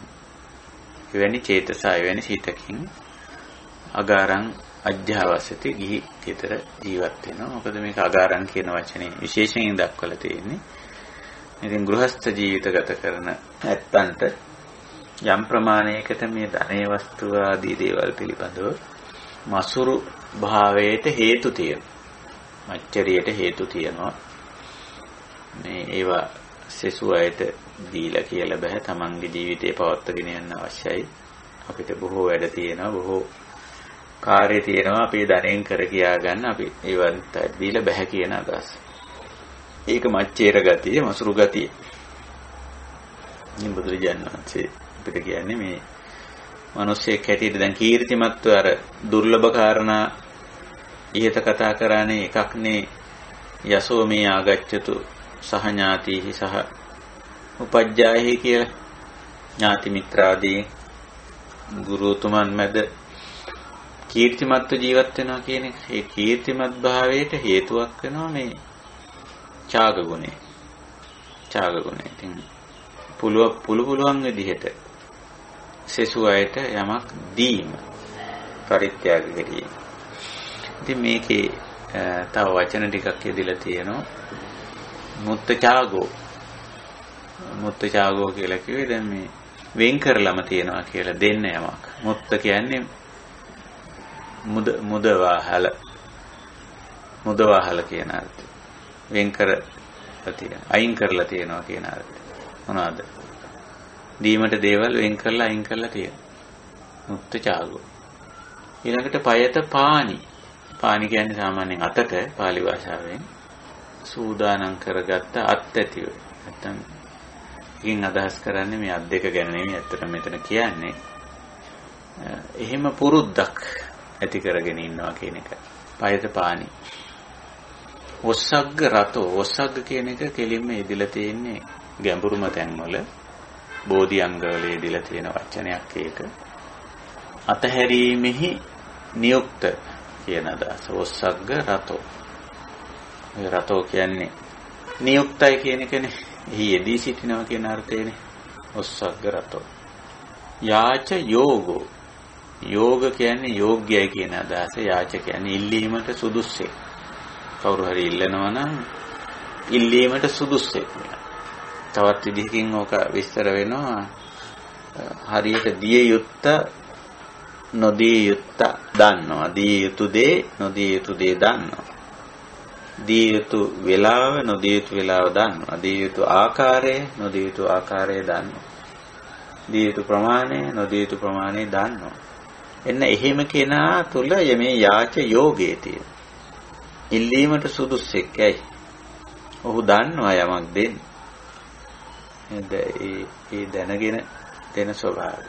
දැන් සමහරව ඔය දෙනවා. ඉතින් ඉල්ලන නිසා දෙනවා. මේ දේ ලබා ගන්න පුද්ගලයා ඒක ලබාගෙන මොනවා කරනවද, ඒවා මොනවට යොදවනවද කියලා එහෙම කිසිවක් හොයන්නේ නැහැ. ඒතරන යාච යෝගේ නැහැ. අපි දෙන්නේ නිතරම පරිත්‍යාග කරන්නේ සමාජ සුබ සාධනයක් හැටියට ගත්තොත් සුබ සාධනේ වෙන්න ඕන අපේ පරිත්‍යාගය. සුබ සාධනේ වෙන්න ඕන. අසුබ සාධනේ වෙන්න බෑ. අයහපතක් වෙන්න බෑ. ඉතින් අපි සමාජයේ සිද්ධ වෙන අයහපත් දේවල් වලට අයහපත් පුද්ගලයන්ට අපි පරිත්‍යාග කරනවා නම්, උදව් කරනවා නම්, එතකොට අපි කරන්නේ අයහපත වැඩි දියුණු වෙන්න උපකාරී කිරීම. එහෙම දේවල් බුදුදහමේ කරන්නේ නැහැනේ. අයහපත් දේවල් වැඩි වෙන විදියට කටයුතු කරන්නේ නැහැ. එහෙනම් මේ දානය පරිත්‍යාගයේ තියෙන යහපත වැඩි කිරීමේ ක්‍රමයක්. ඉතින් අපි නිතරම යහපත් දේවල් වලට, යහපත් යාපෘති වලට, යහපත් පුද්ගලයන්, යහපත් දේ කරන ස්ථානවලට එහෙම පරිත්‍යාග කෙරුවොත් යහපතක් ලෝකයට උදා වෙනවා. ඉතින් එහෙමයි මේ දීම ඡාග කියන ගුණය ගැන්වෙන්නේ. ඉතින් ඒකෙන් අර තමන්ගේ අර දුර්ලභ කාරණා ලබා ගන්න පුළුවන්, විශේෂයෙන් අර කීර්තිමත් භාවය කියන කාරණේ, යසෝ මේ ආගච්ඡතු කියන දෙයක්, කීර්තිය ලබා ගැනීමේ අදහසක් තියෙනෝනේ. ඉතින් කීර්තිමත් පුද්ගලයෙකුට කීර්තිමත් වෙන්න හොඳම දෙයක් පරිත්‍යාග කිරීම. ඒකෙන් කීර්තිය විතරක් නෙවෙයි, පින සිද්ධ වෙනවා, කුසලයේ වැඩෙනවා, සමාජ සුභ සාධනයේ සිද්ධ වෙනවා, ගොඩාක් පැතිකඩ යන සිදු වෙනවා ඡාගයෙන්. ඒකයි මේ මෙතන මේ කාරණේ මෙහෙම දක්වලා තියෙන්නේ. ඉතින් මේවා ලෞකික අර්ථයෙන් සහ ලෝකෝත්තර අර්ථයෙන් දෙකෙන්ම ගන්න ඕන අපි යම් කිසි දෙයක් තෝරගන්නකොට. දැන් ශ්‍රද්ධා කිව්වම ලෞකික අර්ථයෙන් නම් බුදු ගුණ පිළිගන්නවා වගේ. නමුත් ලෝකෝත්තර අර්ථයෙන් ගත්තම අදහස් කරන්නේ ආකාරවති ශ්‍රද්ධා.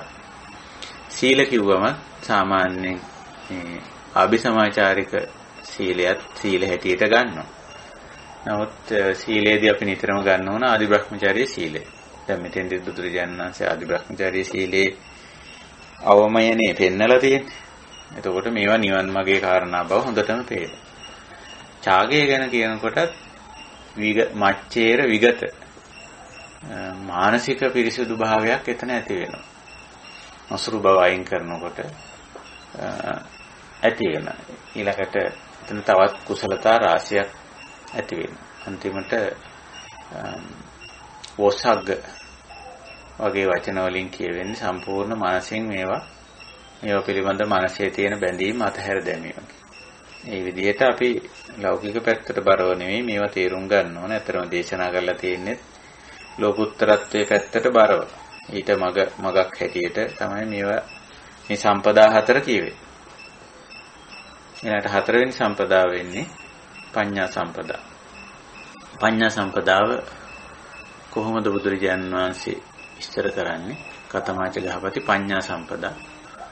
අවිජ්ජා විසම ලෝභාභි භූතේන ගහපති චේතසා විහරන්තෝ අකිච්ඡං කරෝති කිච්ඡං අපරාදේති. අකිච්ඡං කරන්තෝ කිච්ඡං අපරාදෙන්තෝ යසාච සුඛාච දහංසති.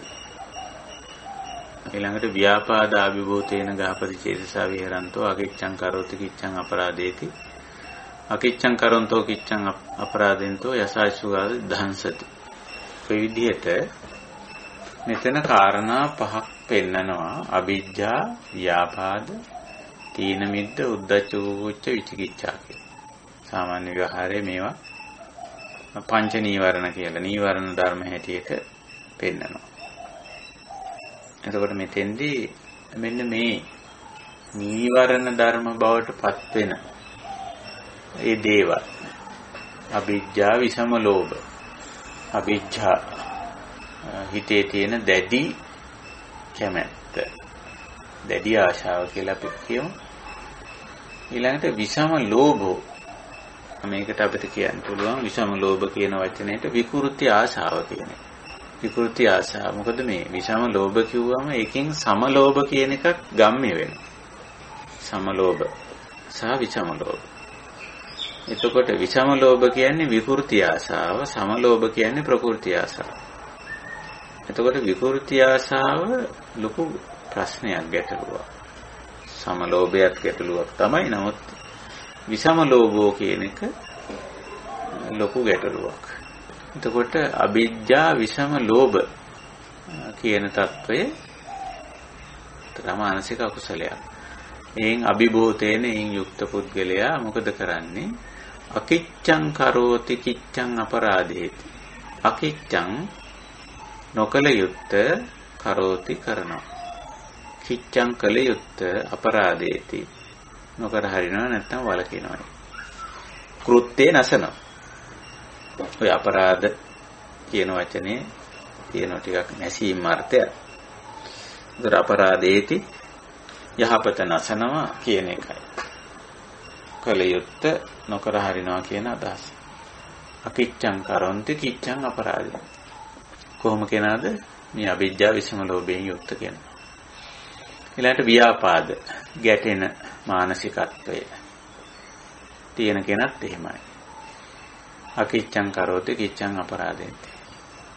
ඊළඟට තීන මිද්ද කියන්නේ අපි දන්නවා කායික වශයෙන් ගත්තොත් මිද්ද කියන්නේ නිකන් කම්මැලිකම අලස ගතිය කියන එක. තීන කියන්නේ මානසිකව පසුබහින ස්වභාවය. කායස්ස අකල්්‍යතා කම්මඤ්ඤතා ඕලීයනතා කියලා මිද්දේ විස්තර කරනවා. ඊළඟ තීනේ විස්තර කරනවා චිත්තස්ස අකම්මඤ්ඤතා ඕලීයනතා ආදී වශයෙන්. හිතේ පසුබහින ගතිය තීන, කායික කම්මැලි අලස ගතිය මිද්ද. ඉතින් ওই දෙකට වැටුනොත් පුද්ගලයා නොකල යුත්ත කරනවා, කල යුත්ත මගහරින. එතකොට ඉතින් දැන් ඔය තීන මිද්ද වලට වැටුනම ඉතින් ඔය අර උඩින් කිව්වනේ දුර්ලභ කාරණයක් කියලා. සහ ධම්මේන භෝගා උප්පජ්ජති කියලා. ඉතින් දැහැමින් භෝග උපයන්න පුළුවන් කමක් නැහැ. දැහැමින් නෙවෙයි කොහොමදවත් භෝග උපයන්න හැකියාවක් නැහැ. මේ අලස කම්මැලි මානසිකව පසුබට පුද්ගලයා. ඒකයි. සීලය රකින්න දෙයක් වගේ වුණත් බෑ. ලෞකික දෙයක්, අධ්‍යාත්මික දෙයක් කිසි දෙයක් කරන්න බෑ මේ තීන මිද්ද ලක්ෂණය තියෙන පුද්ගලයන්. ඒ නිසා තීන මිද්දය විසින් අකිච්ඡං නොකල යුත්ත තීන මිද්දේ නිසා කර. කිච්ඡං අපරාධය. කල යුත්ත මගහර. උද්දච්ච කුක්කුච්චත් ඒත් එහෙමයි. හිතේ විසිරුණු ස්වභාවය එතනින් අදහස් කරන්නේ. ඒක අරමුණක හිත පවත්වන්නේ නැති ගතිය. එතකොටත් නොකල යුත්ත කෙරෙනෝ, කල යුත්ත මගහැර. අන්තිමට විචිකිච්ඡා. සැකය කියන්නේ ධර්මයේ පිළිබඳව පැහැදිලි අවබෝධයක් නැති වුණාම නොකල යුත්ත කෙරෙනෝ, කල යුත්ත මගහැර. මේ නොකල යුත්ත කෙරෙනකොට, කල යුත්ත මගහැරනකොට සිද්ධ වෙන දේත් මෙතන කියන. අකිච්ඡං කරොන්තෝ කිච්ඡං අපරාදෙන්තෝ යසාච සුඛාච ධංසති. අන්න යස කියලා කියන්නේ අර කීර්තිමත් භාවයේ සමාජයේ තුලින් පුද්ගලයා කරා එන දෙයක් ඒක. අනිත් අයගේ පිළිගැනීමට, ගෞරවයට ලක් වෙන ස්වභාවය. සුඛා කියලා කිව්වේ Tamanට පෞද්ගලිකව කයට සහ මානසයට දැනෙන කායික සුවය සහ මානසික සහනය. ඒ දෙකම යසාච සුඛාච කීර්තියත් සැපයත් දෙකම ධංසති නැසෙනවා මේ හිතින් කියපු අවිජ්ජා විසම ලෝභය, ව්‍යාපාදය, තීන මිද්දය, උද්ධච්ච කුක්කුච්ච, විචිකිච්ඡා කියන මේ නීවරණ ධර්ම. මේවා නීවරණ කියන වචනෙන් හඳහන් වෙලා තියෙන. මෙතන නම් නීවරණ කියන වචනේ යොදලා නැහැ. සිත වහ ගන්නවයි කියන අර්ථය. ආවරණං නීවරණං චේතසෝපක්ඛිලේසං පඤ්ඤාය දුබ්බලීකරණ. ඔහොමයි ඕවා බුදුරජාණන් වහන්සේ දේශනා කළා. ආවරණං මේ අකුසල ධර්ම විසින් හිත වහ ගන්නවා. නීවරණං කුසලය වළකනවා, යහපත වළක්වනවා. නීවරණාර්ථයේ තියෙන වැළැක්වීම අර්ථය. චේතසෝ උපක්ඛිලේසං හිතේ අලුත් අතිරේක උපකිලේශයක් වෙනවා. පඤ්ඤාය දුබ්බලීකරණං ප්‍රඥාව දුබල වෙනවා, මොට වෙනවා. ඒකයි ස්වභාවය. ඉතින් ඒක නිසා මේ කියපු අවිජ්ජා ව්‍යාපාද තීන මිද්ද උද්ධච්ච කුච්ච විචිකිච්ඡා කියන මේ අකුසල ධර්මතා විසින් ඒක ඇති කරනවා කියලා බුදුරජාණන් වහන්සේ පෙන්වා දීලා. ඉතින් සකෝසෝ ගහපති අරිය ශාවකෝ අවිජ්ජා විසනවෝ චිත්තස්ස උපක්ඛිලේසයති ඉති විදිත්වා. අන්නර උපක්ඛිලේස කියන වචනේ මෙතෙන්දි පාවිච්චි වෙනවා. මේ අවිජ්ජාවත්, ව්‍යාපාදයත්, තීන මිද්දයත්, උද්ධච්ච කුච්චාවත්, විචිකිච්ඡාවත් කියන මේ අකුසල ධර්මතා චිත්තස්ස උපක්ඛිලේසෝති ඉති විදිත්වා. මේ හිත එන ආගන්තුක අකුසලයක් නැත්නම් හිතේ ඇති වෙන උපකිලේශයක් හැටියට අවබෝධ කරගෙන පජහති දුරු කරනවා මේ ක්ලේශ ධර්ම ටික.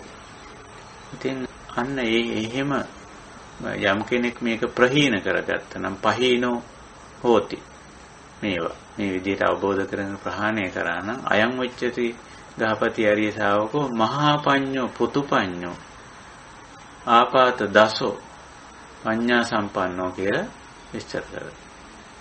අයං උච්චති ගහපති පඤ්ඤා සම්පදා.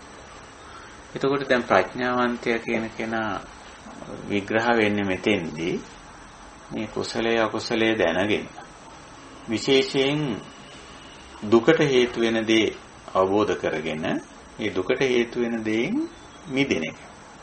ප්‍රඥාවන්ත භාවයේ මූලිකම ලක්ෂණය ඒකනේ. හොඳ නරක පින පව කළ යුත්තේ නොකළ යුත්තේ සදාචාරය දුරාචාරය කියලා අංශ දෙකක් තියෙනවා නිතරම. මේ අංශ දෙක මනමින් අවබෝධ කරගෙන අර අකුසල පැත්තෙන් බැහැර වී.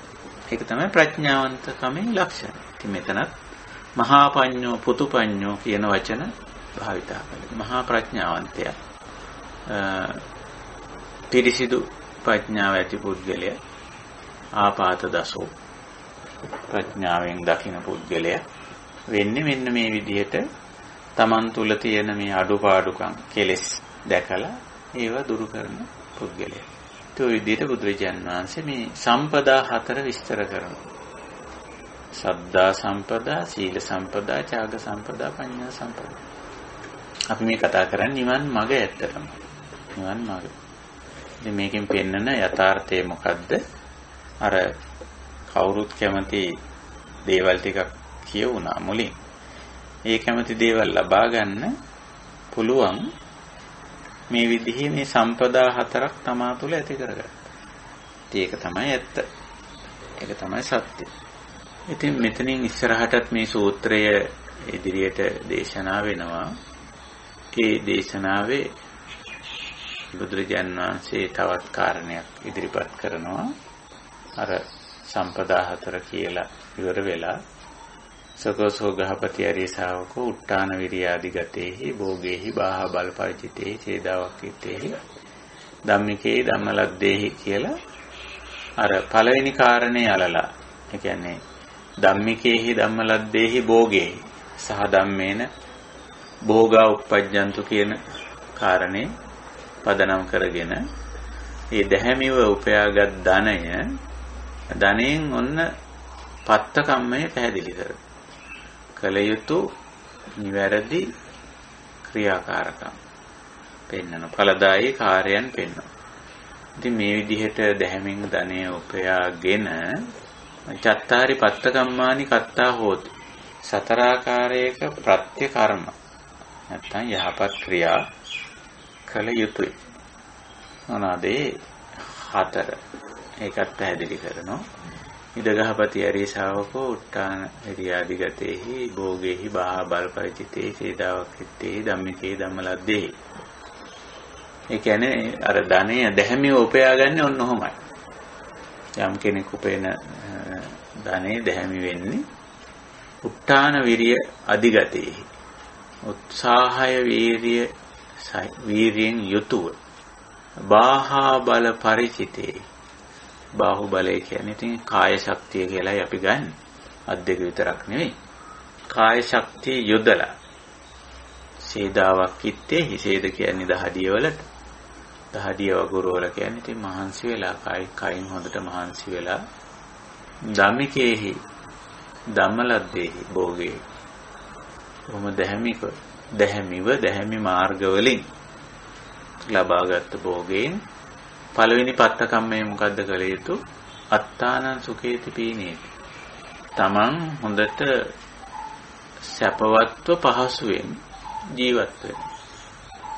සුඛේති පීනේති කියන්නේ ඒක. සුඛේති කියන්නේ හුඟක් වෙලාවට මේ කායික පහසුව කියන එක. පීනේති කියන්නේ මනසේ ඇති වෙන පිනායාම. කොටින්ම කය මනස දෙක සහනශීලීව පවත්වා ගත යුතුයි කියන එකයි. අත්තාන සුඛේති පීනේ. ඒ විතරක් නෙමෙයි තමන් සමග ඉන්න සෙසු අය මාතා පිතරෝ සුඛේති පීනේති. මිල මුදලක් ධනයක් වස්තුවක් තියෙන අය මොනවද කරන්න ඕන කියලා මේ වයින් පේනවනේ. ඒකට අපිට මිල මුදල් ධනේ වස්තුව තියෙන්න පුළුවන්. ඒ වයින් අපි මොනවද කරන්න ඕන කියලා මෙතන ඉඳලා කියනවා. පළවෙනි එක අත්තානං තමන් සුඛේති පීනේති සැපවත් වෙනෝ සතුටෙන් ඉන්නවා. සැපවත් වීම සතුටෙන් ඉඳීම. මාතා පිතරෝ මව්පියෝ ඉන්නවනම් ඒත්තොත් සැපවත් බවට පත් කරන්න සතුටින් තියන්න. පුත්තදාර දාස කම්මකාර පෝරිස ඔය හරියට අර අපි දිසා සමාජ කණ්ඩායම් 6ක් ගැන කතා කරන්නේ අර කලින් දේශනාවේ සිංහල දේශනාවේ චද්දිසා කියලා. ඒ දේවල්ම තමයි මේ මෙතෙන්ටත් අන්තර්ගත වෙලා තියෙන්නේ.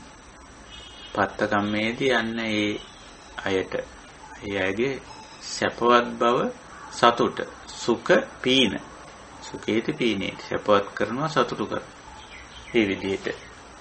එතකොට තමන් මව්පියෝ පුත්තදාර දාස කම්මකාර දූ දරුවන් අබු දරුවන් තමන්ට භාණ්ඩ හා සේවා සපයන්න ඔය විදිහට. මිත්තා මච්ච එතනත් කියන අර මිත්තා මච්ච අර සූත්‍රයේදී කිව්ව මිත්‍රයෝ සහ මච්චය තමන්ට මිත්‍රත්වයෙන් කටයුතු කරන කරුණාවෙන් මෛත්‍රියෙන් උපදෙස් දෙන ඒ ශක්තිමත් අය. මිත්තා මච්චේ සුඛේති පීනේ.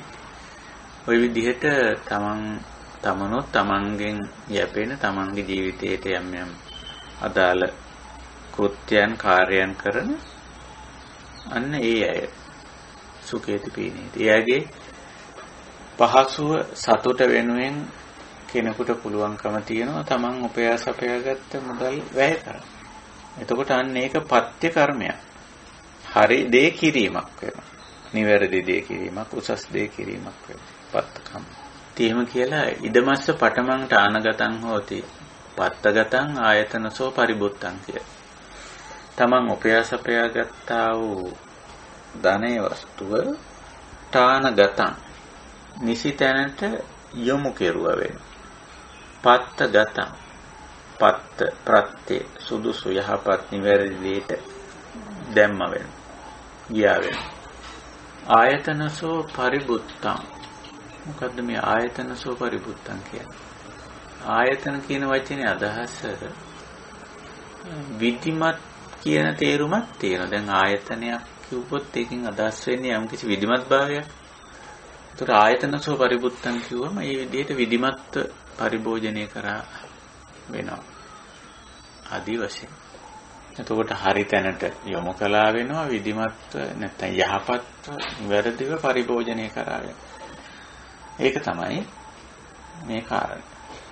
ඊළඟට පෙන්නනවා පුණජ පරංගාපති අරිය ශාවකෝ මේ අරිය ශාවකයා මේ තමන් හරි හම්බ කරගත්ත ධනේ වස්තුව යාතා හොන්ති ආපදා අග්ගිතෝවා උදකතෝවා රාජතෝවා චෝරතෝවා අප්පිය දායාදතෝවා තථාරෝපේසු ආපදාසු පරියෝදාය සංවත්තන්.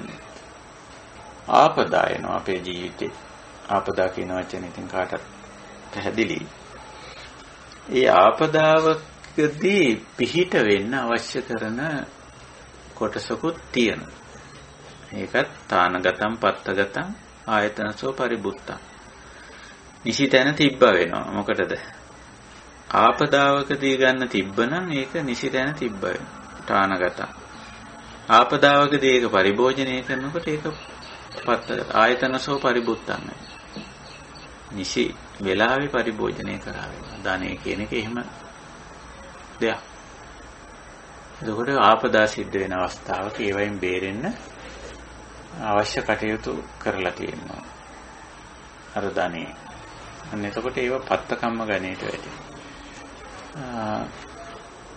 ඊළඟට පෙන්නනවා මේ පුණජ පරංගාපති අරිය ශාවකෝ උට්ටාන විරියාදි ගතේ බොහේ බල්පයිතිතේ ආදි වශයෙන් කියලා පංච බලින් කත්තා හෝති කියලා.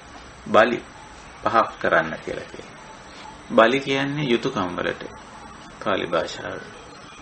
බලි කැමැත්තෙන් කරන්නේ අනිත් අයගේ යහපත සුභ සිද්ධිය වෙනුවෙන් තමන්ගේ සුභ සිද්ධිය වෙනුවෙන් කැමැත්තෙන් කරන ස්වේච්ඡා කටයුතු බලි කියලා කියනවා. මොනවාද ඒ බලි? ඥාති බලි, අතිථි බලි, පුබ්බ වේත බලි, රාජ බලි, දේවතා බලි. ඥාති බලි කියන්නේ ඥාතීන්ට කරන යුතුයකම්. අර කලිනුත් කිව්වනේ සහඥාතීහි සහෝපජ්ජේ ජාහේයි කියලා. ඥාතීන් මැද ගුරුවරුන් මැද කීර්තිමත් ජීවිතයක් ගත කරන්න ඕනේ. එහෙනම් ඥාති බලි කරන්න. ඥාතීන්ට කරන යුතුයකම්. අතිථි කියන්නේ ආගන්තුක අය. ඒකත් හේතු වෙන්නේ හුඟක් වෙලාවට අර කීර්තිමත් භාවයට. ආගන්තුකයෙකුට සලකන ආකාරය. ගෙදරට ආපුවම, රටට ආපුවම, ගමට ආපුවම, තමන්ගේ ගමේදී, තමන්ගේ රටේදී, තමන්ගේ ගෙදරදී ආගන්තුකයෙකුට සලකන ආකාරය, අතිථිලට සලකන විදිය කීර්තියට හේතු වෙනවා. ඥාති බලි, අතිථි බලි, පුබ්බ පේත බලි. පුබ්බ පේත කියලා කියන්නේ පේත කියන්නේ පරලෝකීයයට කියන වචනයක්. කලින් අපිත් එක්ක ජීවත් වෙලා ඉඳලා පරලෝකීය පොය පුබ්බ පේත කියලා. බලි කියන්නේ ඒගොල්ලන්ට කරන යුතුයකම්. ඒගොල්ලන්ට කරන යුතුයකම් මොනවාද? ඒගොල්ලෝ ජීවත් වෙලා ඉඳපු කාලය තුල ඒගොල්ලන්ගේ ළඟ යම් කිසි යහපත් දෙයක් තිබුණා නම් ඒක රැකගෙන පවත්වාගෙන යෑම. මේ පරිලෝකියන් පස්සේ අපි සාමාන්‍යයෙන් ඔය අනුමෝදනා පින්කම් කරනවානේ. ඒ වගේ දේවල් කිරීම. ඒකට ඒක පුබ්බ පේත බලිය. මේ පරිලෝකිය වෙනුවෙන් කරන යුතුයකම. ඊළඟට රාජ බලි. රාජ්‍ය වෙනුවෙන් කරන යුතුයකම. ඔය බදු ගෙවීම ආදී නොයෙක් දේවල් තියෙනවා. ස්වේච්ඡාවෙන් රාජ්‍ය සේවයේදී රාජ්‍යයේ අභිවෘද්ධිය වෙනුවෙන් තමන්ගේ දායකත්වයේ රාජ බලි කියලා කියනවා. මොකද ඕනම පුරවැසියෙක් රාජ්‍යයේ තුල රාජ්‍යයේ රැකවරණය ලැබමින් තමයි ජීවත් වෙන්නේ අපි හැමෝම. එහෙමනම් රාජ බලියක් අපිට තියෙනවා. රාජ්‍ය වෙනුවෙන්, රට වෙනුවෙන් යුතුයකමක් තියෙනවා. ඉතින් ඒවා මෙතෙන්දී මොනවද කියලා නෑ. නමුත් මේ දේවල් අපි දන්නවා. රාජ්‍ය යහපත වෙනුවෙන් මොනවද අපි කරන්න ඕන කියලා හැමෝටම තියෙන වගකීම. ඒකයි තියෙන්නේ. සමහරට ඒ රාජ්‍ය වෙනුවෙන් සේවය කිරීම දැන් ලබා ගන්නවා වැටුප් ගෙවලා පවා. රාජ්‍ය සේවය කියලා කියන්නේ. නමුත් බුදුරජාණන් වහන්සේ රාජ්‍ය සේවය උගන්වන්නේ වැටුප් ලබාගෙන නෙවෙයි. රාජ්‍ය විසින් පුරවැසියා ආරක්ෂා කරන පුරවැසියාගේ අත්‍යවශ්‍ය සුබ සාධන කටයුතු කරලා දෙන. පුරවැසියාට අවශ්‍ය ආරක්ෂාව සපයලා දෙන. පුරවැසියාට යුක්තිය පසින්දලා දෙනවා. මේ වගේ විශාල වැඩ කොටසක් පුරවැසියා වෙනුවෙන් රාජ්‍ය විසින් කරනු ලබන. ඒක නිසා රාජ්‍යයට පෙරලා පුරවැසියා විසින් කරන්න ඕන යුතුයකම ඉෂ්ට කරන්න. රාජ්‍ය බලි. ඊළඟට දේවතා බලි.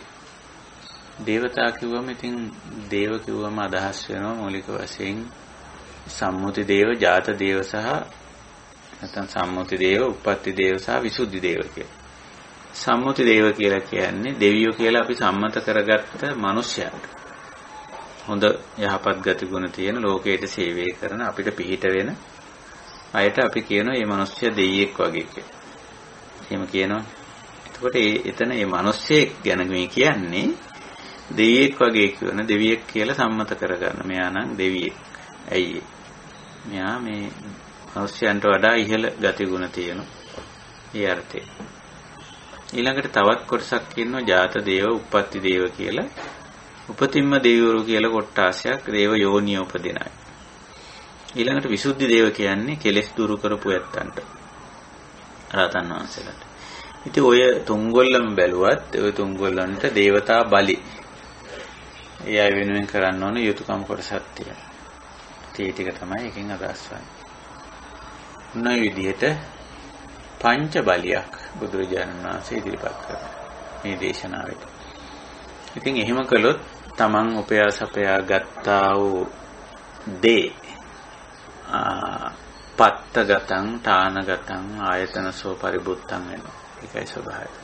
ඉතින් ඒ තැනත්තාට තමන් උපයා සපයා ගත්ත දේ තමන් සතු භෝගය නැතිනාස්ති වුණා කියලා දුකක් නැහැ.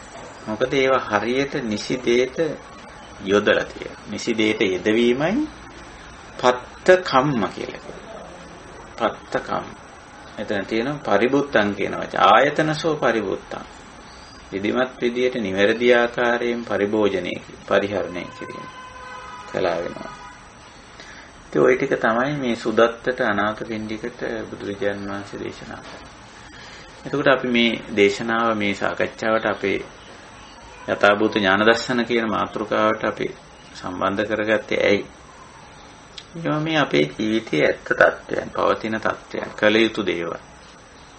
ඉතින් මේ කළ යුතු දේ හරියට අවබෝධ කර ගැනීම, කළ යුතු දේ නිසියාකාරයෙන් කිරීම. ඒව තමයි මේ සූත්‍රවල දේශනා කළේ. කළ යුත්ත හරියට පෙන්නලා දීලා තියෙනවා.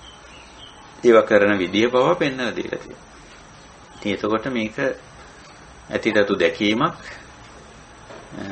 වගේම මේ ඇත්ත తත්වයේ සමග කටයුතු කිරීමට අවශ්‍ය දැනුම අවබෝධය ලබා ගැනීමකුත් විශේෂයෙන් අර කියපු දුර්ලභ කාරණා පහ ලබා ගැනීම සඳහා අර ඊට පස්සේ කියපු සම්පදා හතරක් මේ කියන ලද කාරණා හතරක් ධන පරිභෝජනය කරන ආකාර හතරක් උපකාරී වෙනවා. ඔන්න ඔය විදිහටයි මේ දේශනාව ඉතින් අවසන් වෙන්නේ. අන්තිමට මේ දක්වා මේ දේශනාව කරන අවස්ථාව වෙනකොට අනාථපිණ්ඩිකට යම්කිසි මානසිකව යම්කිසි දුකක් කනගාටුවක් තිබුණ බවට සටහනක් අපිට හම්බ වෙනවා. මොකද එයා දුප්පත් වෙලා හිටියේ. විශාල ධනයක් තිබුණා. ඒ ධනෙ කොහොම හරි නැති වෙලා එයා දුප්පත් වෙලා හිටියනේ. සංඝයාට එතකොට දුන්නේ බිලංග දුතියන් කියලා අර කාඩියෝ දීවතුයි කියලා අපි කියන්නේ. එහෙම එකක් කියලා කියනෝනේ. ඉතින් ඒ පිළිබඳ යම්කිසි පසුතැවීමකින් හිටියා කියන තමන්ගේ ධන දාන්‍ය වස්තුව නැතිවීම පිළිබඳ. ඉතින් මෙතන බුදුරජාණන් වහන්සේ පෙන්නන්නේ කාගේ ධනය කාලයකදී ඇති වෙනවා කාලයකදී නැති වෙනවා. හැබැයි මේ ධනය හරි දෙයට යොදලා තිබ්බනම් ධනෙ නැති වුණා කියලා පසුතැවෙන්න දෙයක් නැහැ. පත්තකම්මේ කරලා තිබ්බනම්. අපත්තකම්මේ කරලා ධනෙ නාස්ති වුණා නම් ඒක සුදුසු නැහැ. ඒක දුකට හේතුවක්, පසුතැවීමට හේතුවක්. නමුත් ධනයත් අනිත්‍යයි. පත්තකම්මේ කරලා එහෙම නැත්නම් සුදුසු දේ කරලා, නිවැරදි දේ, යහපත් දේ කරලා ධනෙ නැති වුණාට කමක් නැහැ. මොකද මේ ධනෙ කියන එක අපි මැරෙනකොට ගෙනියන්නේ නැහැ. අපි නිකන් කීමට කියන්නේ මැරෙනකොට ගෙනියනවද කියලා. ගෙනියන්නේ නැහැ. මේ ජීවිතය ගත කරන්නට ප්‍රධාන වශයෙන් ධනය භෝග උපකාරී වෙන්නේ. ඊළඟට අපිට පින කුසලයේ කරගන්න උපකාරී. එහෙනම් මෙතන මේ කාරණා ටික ඔක්කොම ආවරණය වෙනවා. මේවා තමයි ජීවිතය කියන්නේ. ඉතින් ওই ටික කරගන්න බැරි වුණොත් දුක්ඛ සමුදය වෙනවා. ওই ටික කරගන්න පුළුවන් වුණොත් දුක්ඛ නිරෝධය වෙනවා. එහෙනම් මේ දේශනා චතුරාර්ය සත්‍යයට අඩංගුයි ඇතුළත්. එහෙමයි. ඉතින් චතුරාර්ය සත්‍යය තුල අපි ඉගෙන ගන්නෙත් ඇත්ත తත්වයේ දැකලා ඒ ඇති තතු තේරුම් අරගෙන ඊට අනුව කටයුතු කිරීමයි. ඉතින් අගගාතාවක් තියෙනවා. ඒක මේ අනාථපිණ්ඩික සිටුතුමා කිව්වා කියලා සඳහන් වෙන ගාතාවක්. උත්තා භෝගා බතා බච්චා විතින්නා අපදාසුනේ උද්දග්ගා දක්ඛිනා දින්න අතෝ පංච බලී කතා කියලා බුදුරජාණන් වහන්සේ මේ දේශනාව කරපුවා. එයාට සතුටක් ඇති වුණාලු. මම බුත්තා භෝගා මගේ ධනේ වස්තුව මං හරියට පරිභෝජනය කළා තියෙනවා. බතා බච්චා අර කියපු විදිහටම තමන්ගෙන් යැපෙන අය පෝෂණය කරලා තියෙනවා. ඉතින් ආපදාසුමේ ආපදාවකදී මං ගන්න දෙයක් ඉතුරු කරලා තියෙනවා. දග්ගා දක්ඛිනා දින්න පින් කුසල් සඳහා යොදලා තියෙනවා. අතෝ පංච බලී කතා අර යුතුයකම් පද්ධතිය තිෂ්ඨ කරලා තියෙනවා. ඒක නිසා ඒ පිළිබඳව ප්‍රසාදයේ සතුට ඇති කරගත්තා කියන අදහස එතන තියෙනවා. ඉතින් හොඳයි මම මේ සූත්‍රයේ අවසන් කිරීම සඳහාම කියලා මේ සාකච්ඡාව ටික දීර්ඝ වශයෙන් කළේ. ඉතින් ඔහොමයි මේ පත්තකම්ම දේශනාව. නැත්නම් පත්තකම්මය අප විසින් කළ යුතු. අපිට භෝග තියෙන්න පුළුවන්. භෝග අපි උපයනවා. භෝග අවශ්‍යයි. ඒක තමයි ඇත්ත. ඉතින් භෝග උපයද්දිත් භෝග පරිහරණය කරද්දිත් දුක්ඛ සමුදය වෙන ආකාරයට නොවේ දුක්ඛ නිරෝධ වෙන ආකාරයට ඒක කරන්න. භෝග උපයන විටත් භෝග පරිහරණය කරනකොට. ඒක තමයි මෙතන සමස්ත පණිවිඩය. ඉතින් අපි දුකින් මිදීම කියන මාතෘකාවෙන් නැත්නම් දුකින් මිදෙන්න කියලා හුඟක් වැඩ කරනවා අපි. අපි මේ දුකෙන් මිදෙන්න කරන දේවල්. නමුත් සමහර වෙලාවට අපි දුකෙන් මිදෙන්න කියලා කරන දේවල් ඇතුලේ තියෙන්නේ තව දුක් හදා ගැනීම. ඉතින් මෙතෙන්දී පුදුරජාණන් වහන්සේ අපිට පෙන්නන්නේ ධනෙ උපයද්දි ඒක දුක්ඛ නිරෝධ ගාමිනී ප්‍රතිපදාවක් හැටියට කරනවා. චතුරාර්ය සත්‍යයෙන් හතරවෙනි සත්‍යයේ තුල ධනෙ උපයනවා. දුක්ඛ නිරෝධ ගාමිනී ප්‍රතිපදාව. දුක් ඇති කරගන්න එකක්, දුක් සමුදය කරගන්න වැඩපිළිවෙලක් කරගන්න ඕනේ නැහැ මේ ධනෙ වස්තුව. ඉපෙයි. ඊට පස්සේ ඒව විදම නැත්තම් පරිභෝජනය කියලා අපි කියනවා. පරිභෝජනය දුක්ඛ නිරෝධ ගාමිනී ප්‍රතිපදාවෙම වෙන්න ඕන. දුකින් මිදීමේ වැඩපිළිවෙල ඇතුළෙම පරිභෝජනයක් වෙන. නැත්තම් ඒව පරිභෝජනය කරන්න ගිහිල්ලා ආය දුක් හදා ගන්නවා නම් ඒක අරිය ශාවක ගණයට අයිති වෙන්නේ නැහැ. අරිය ශාවකලට ගැලපෙන්නේ. නිසා මේ දේශනාව ඉදගහපති අරිය ශාවකෝ කියලාමයි බුදුරජාණන් වහන්සේ කරන්නේ. ආර්ය ශාවකයේ ලක්ෂණ ඒක. යා මිල මුදල් හරි හම්බ කරන්නේ ආර්ය ශ්‍රාංගික මාර්ගයේ ඇතුළේ. මිල මුදල් නැත්තම් භෝග. මිල මුදල් කිව්වොත් ඒක වැරදි. භෝග කියන්නේ Taman සතු හැම දෙයක්ම. මිල මුදලුත් ඇතුළු. මේ පරිහරණය කරන්නේ ඒ විදිහට. හොඳයි. මම මගේ සාකච්ඡාව ටිකක් දීර්ඝ වශයෙන් අරගෙන ගියා. මම හිතන්නේ කාලය හුඟක් ගත වුණා කියලා. කමක් නැහැ. මම ගෞරවයෙන් ආරාධනා කරනවා අපේ ධම් සභාවේ ඉන්න කල්යාණ මිත්‍රයන්ට යම්කිසි ගැටලුවක් ඉදිරිපත් කරන්න අදහසක් තියෙනවා නම් මේ ධම් සභාවට ඉදිරිපත් කරන්න කියලා. ධර්ම සාකච්ඡාවක් හැටියට. හොඳයි සාකච්ඡා කළේ දෙ නොමැතිනම් අපිට දහම් හමුව නිමා කරන්නත් පුළුවන්.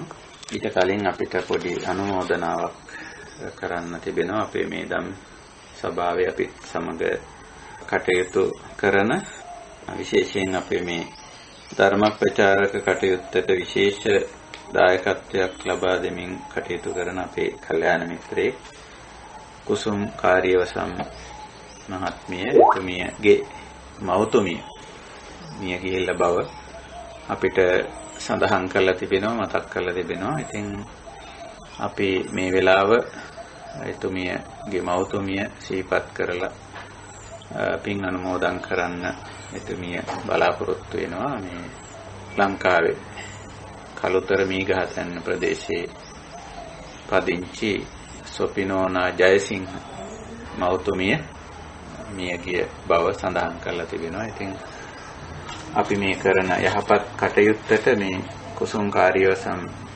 මහත්මිය අපි සමග මේ ධම් සභාවේ ඉන්න කෙනෙක්. ඉතින් එතුමිය බොහොම ලොකු දායකත්වයක් ලබා දීලා තිබෙනවා. විශේෂයෙන් මේ දේශනා අපි මුද්‍රණය කරන්න සූදානම් කරලා තිබෙනවා අපේ කල්යාණ මිත්‍රයෝ. ඒ කටයුත්ත වෙනුවෙන් ලොකු දායකත්වයක් එතුමිය ලබා දුන්න බව අපිට දන්වලා තිබෙනවා. ඉතින් ඒක ඒ දායකත්වය අපි කෘතවේදීව ගෞරවයෙන් සීකරනවා. ඒ වගේම එතුමියගේ මියගිය මවතුමිය සොපිනෝනා ජයසිංහ මාතාවට අපි පින් අනුමෝදන් කරනවා මේ අප කරන කටයුතු. ඒ කුසුම් කාර්යවසම් මහත්මිය ඇතුළු අපි මේ කල්යාණ මිත්‍ර පිරිසක් හැටියට එකතු වෙලා අපි කරන මේ යහපත් කාර්ය මේ උතුම් කටයුත්ත ඒ මියගිය මවතුමියගේ ජීවිතයේ යහපත පිණිස වේවා. එතුමිය මේ අනුමෝදන් වේවා. එතුමියගේ පරලෝක ජීවිතය භවගාමී ජීවිතයක් ගත කරන කෙනෙක් බවට පත් වෙලා නම් ඒ භවය යහපත් වේවා. මේ ධර්ම අවබෝධය කිසියම් ආකාරයකින් එතුමියට නිර්වාණ ධර්මයේ සාක්ෂාත් කරන්න උපකාරී වේවා, උපනිශ්‍රේ වේවා, හේතු වාසනා වේවා කියන උතුම් ප්‍රාර්ථනයත්, උතුම් යහපත් අපේක්ෂාවත්, යහපත් ප්‍රාර්ථනාවත් අපි මේ වෙලාවේ සිද්ධ කරමු. ඒ එක්කම අපි දහම් හමුවත් මේ සමගම නිමා කරන්න බලාපොරොත්තු වෙනවා. ඉතින් විශේෂයෙන් ප්‍රශ්න ගැටලු අදහස් කවුරුවත් ඉදිරිපත් කරේ නැහැ. කොහොම නමුත් අපි මේ යථාභූත ඥාන දර්ශන කියන මාතෘකාව යටතේ දැන් කතා බහ කරගෙන ඉන්නේ.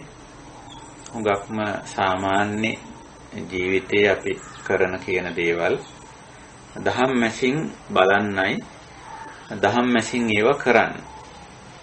අපි පුරුදු වෙලා තිබුණ පොඩි ගැප් එකක් නැත්තම් තීරුවක් තියාගන්න මේ නිවන් සාක්ෂාත් කිරීමට අදාළ කටයුතු මේවා ලෞකික වැඩය කියලා ඔය ධන ධාන්‍ය වස්තුව උපයන වැඩ ඒවා විහිදම් කරන ආකාරයේ යුතුයකම් කරන ඒවා වගකීම් ඉෂ්ට කරන ඒවා දූ දරුවන්ගේ වැඩ ඥාති හිත මිත්‍රාදීන්ගේ කටයුතු සමාජ සේවා වෘත්තීය කටයුතු ඒවා මේ නිවනට සම්බන්ධ නැති දේවල් වගේ තමයි අපිට කියලා දීලා තිබුණේ පුරුදු පුහුණු කරලා තිබ්බේ. නමුත් ඒ සියලුම දේවල් නිවන් මාගේ අංගයක් වෙනවා. නිවන් මාගේ අංගයක් තියෙන සම්මා ආජීව කියලා. මේ හැම දෙයක්ම අපේ දිවි පැවැත්මට ආධාර වෙන උපකාරී වෙන දේවල්. ඉතින් ඒ දේවල් හරියට අවබෝධ කරගන්න ඕන අපේ නිවන් මාර්ගට කොතැනදීද සම්බන්ධ වෙන්නේ කියලා. ඒ හරිය අවබෝධය ඇති කරගන්න ඕන. නැත්නම් අපි නිවන් දකින්න කියලා වෙනම වැඩක් ලෞකික ජීවිතයේ තව වැඩක් හැටියට මේක දෙකට බෙදාගෙන දෙකට බෙදපු ගමන්ම අර ලෞකික වැඩ කටයුතු ටික අපි කරන්නේ අර මේ අපි කතා කර සූත්‍රයට අනුව කිව්වොත් අපත්ත කර්මයක් විදිහට තමයි කරන්නේ. අපත්ත කම්මයක් විදිහට. නමුත් බුදුරජාණන් වහන්සේ මෙතන කියපු දේවල් භෝග ඉපීම, භෝග පරිහරණය, යුතුයකම් වගකීම් ඉෂ්ට කිරීම ඔක්කොම පත්ත කම්මයක් විදිහට උගන්වනවා. නිවන් මගේ කොටසක් හැටියට සම්මා ආජීවයේ හැටියට පෙන්වන්න දෙයි. ඒක නිසා අපි අන්නේ ඒ කාරණේ මෙතෙන්දි විශේෂයෙන් තේරුම් ගන්න අවශ්‍යයි. අපි මේ කරන හැම දෙයක්ම භෝග උපයන එක නිවන් මාගේ අංගයක් වෙනවා. ඒක ධම්මිකේහි ධම්මලද්දේහි භෝගේ සේදාවක් කිත්තේහි බාහා බල පරිචිතේහි ධම්මිකේහි ධම්මලද්දේහි කියනකොටම මේ භෝගේ ඉපීම නිවන් මාගේ අංගයක් බවට පත් වෙනවා. දැන් අපි කලින් තීරණය කරගෙන හිටියේ මේවා නිවන් මාගේ අංග වැඩ නෙමෙයි මේ ධන දාන්නේ වස්තුව හම්බ කරන එක වෙන වැඩක්. මේක නිවනට අදාළ කටයුත්තක් නෙවෙයි. ඕනෑම කටයුත්තක් දහමට අනුව දැහැමිව කරනකොට ඒක නිවන් මාගේ අංගයක් බවට නිවනට උපකාරී වෙන කාර්යයක් බවට පත් වෙනවා. එක පැත්තකින් ඒක ජීවිත පැවැත්මට උපකාරී වෙන සාධකයක්.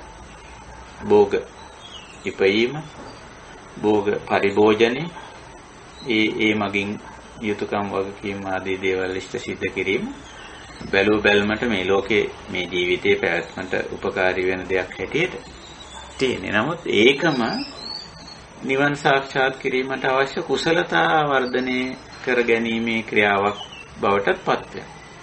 ඒකයි දැන් ඔතන සූත්‍රයේ කියවුණු පඤ්ඤා සම්පදාව දිහා බලපුවාම ඒක හොඳට පේනවා. අනිත් අංගවලිනුත් ඒක ප්‍රත්‍යක්ෂ වෙනවා. ඡාග සම්පදාව, සීල සම්පදාව, සද්ධා සම්පදාව. එතකොට මේව තුල අපිට පැහැදිලි වෙනවා මේවා නිවන් මාගේ අංගමයි. නිවන සාක්ෂාත් කිරීම සඳහා උපකාරක ධර්මමයි මේ. මේ විදිහට. ඉතින් අපි මේවා මේ සාකච්ඡා කරන්න විමසන්නේ අපි අර කිසියම් මේ දුරස්ත භාවයක් තියාගෙන තිබුණා මේ නිවනට අදාළ කටයුතු මේවා ලෞකික වැඩ මේවා ජීවිතයට අදාළ දේවල් මේවා නෙවෙයි නිවනට අදාළ දේවල් මේවා කියලා. ඉතින් ඒක නිසා සමහර අය මිල මුදල් හම්බ කිරීම නැත්නම් භෝග එක්රැස් කිරීමේ ක්‍රියාවලිය භෝග සම්පාදනය කිරීමේ ක්‍රියාවලිය දුරාචාරීව දුෂ්චරිතව කරලා ඉවර වෙලා අපි නිවන් දකින්නත් වැඩක් කරගන්න ඕන කියලා අර උපයාගත්ත භෝග වලින් කොටසක් අර දැහැමිව නෙවෙයි ඒවා. එතකොටම අධාර්මිකව උපයලා ඒවා. ඒයින් කොටසක් පින්දහම් කටයුතු වලට යොදවනවා.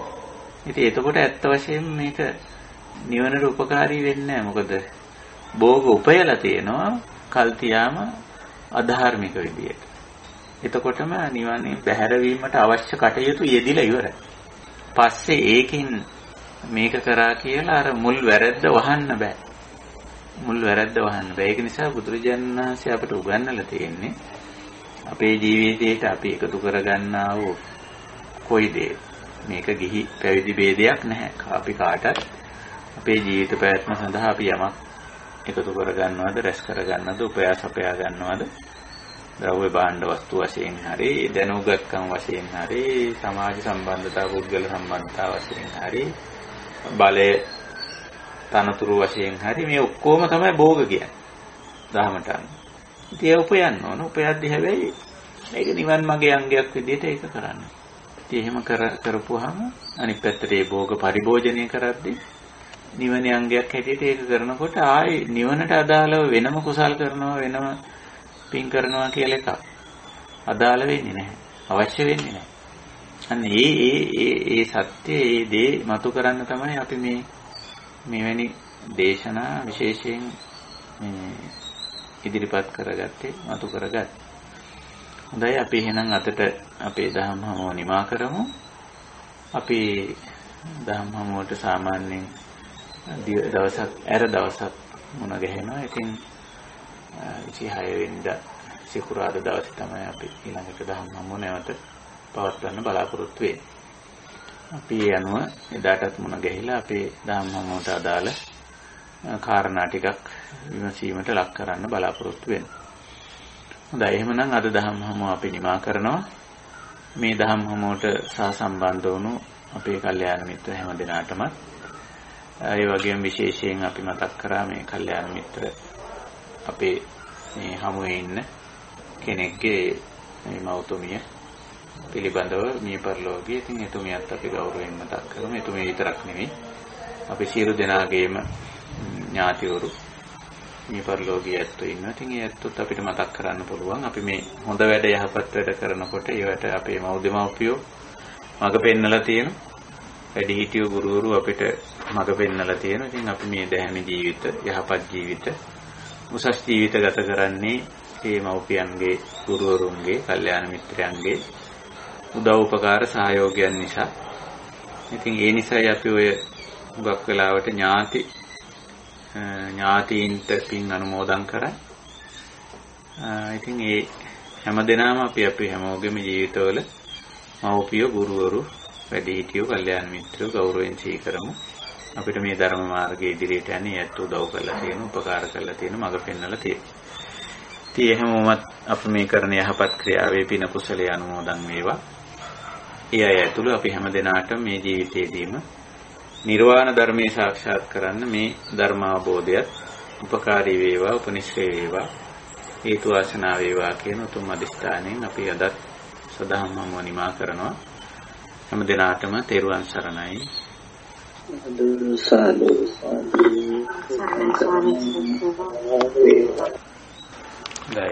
තෙරුවන් සරණයි හැමදෙනාටම.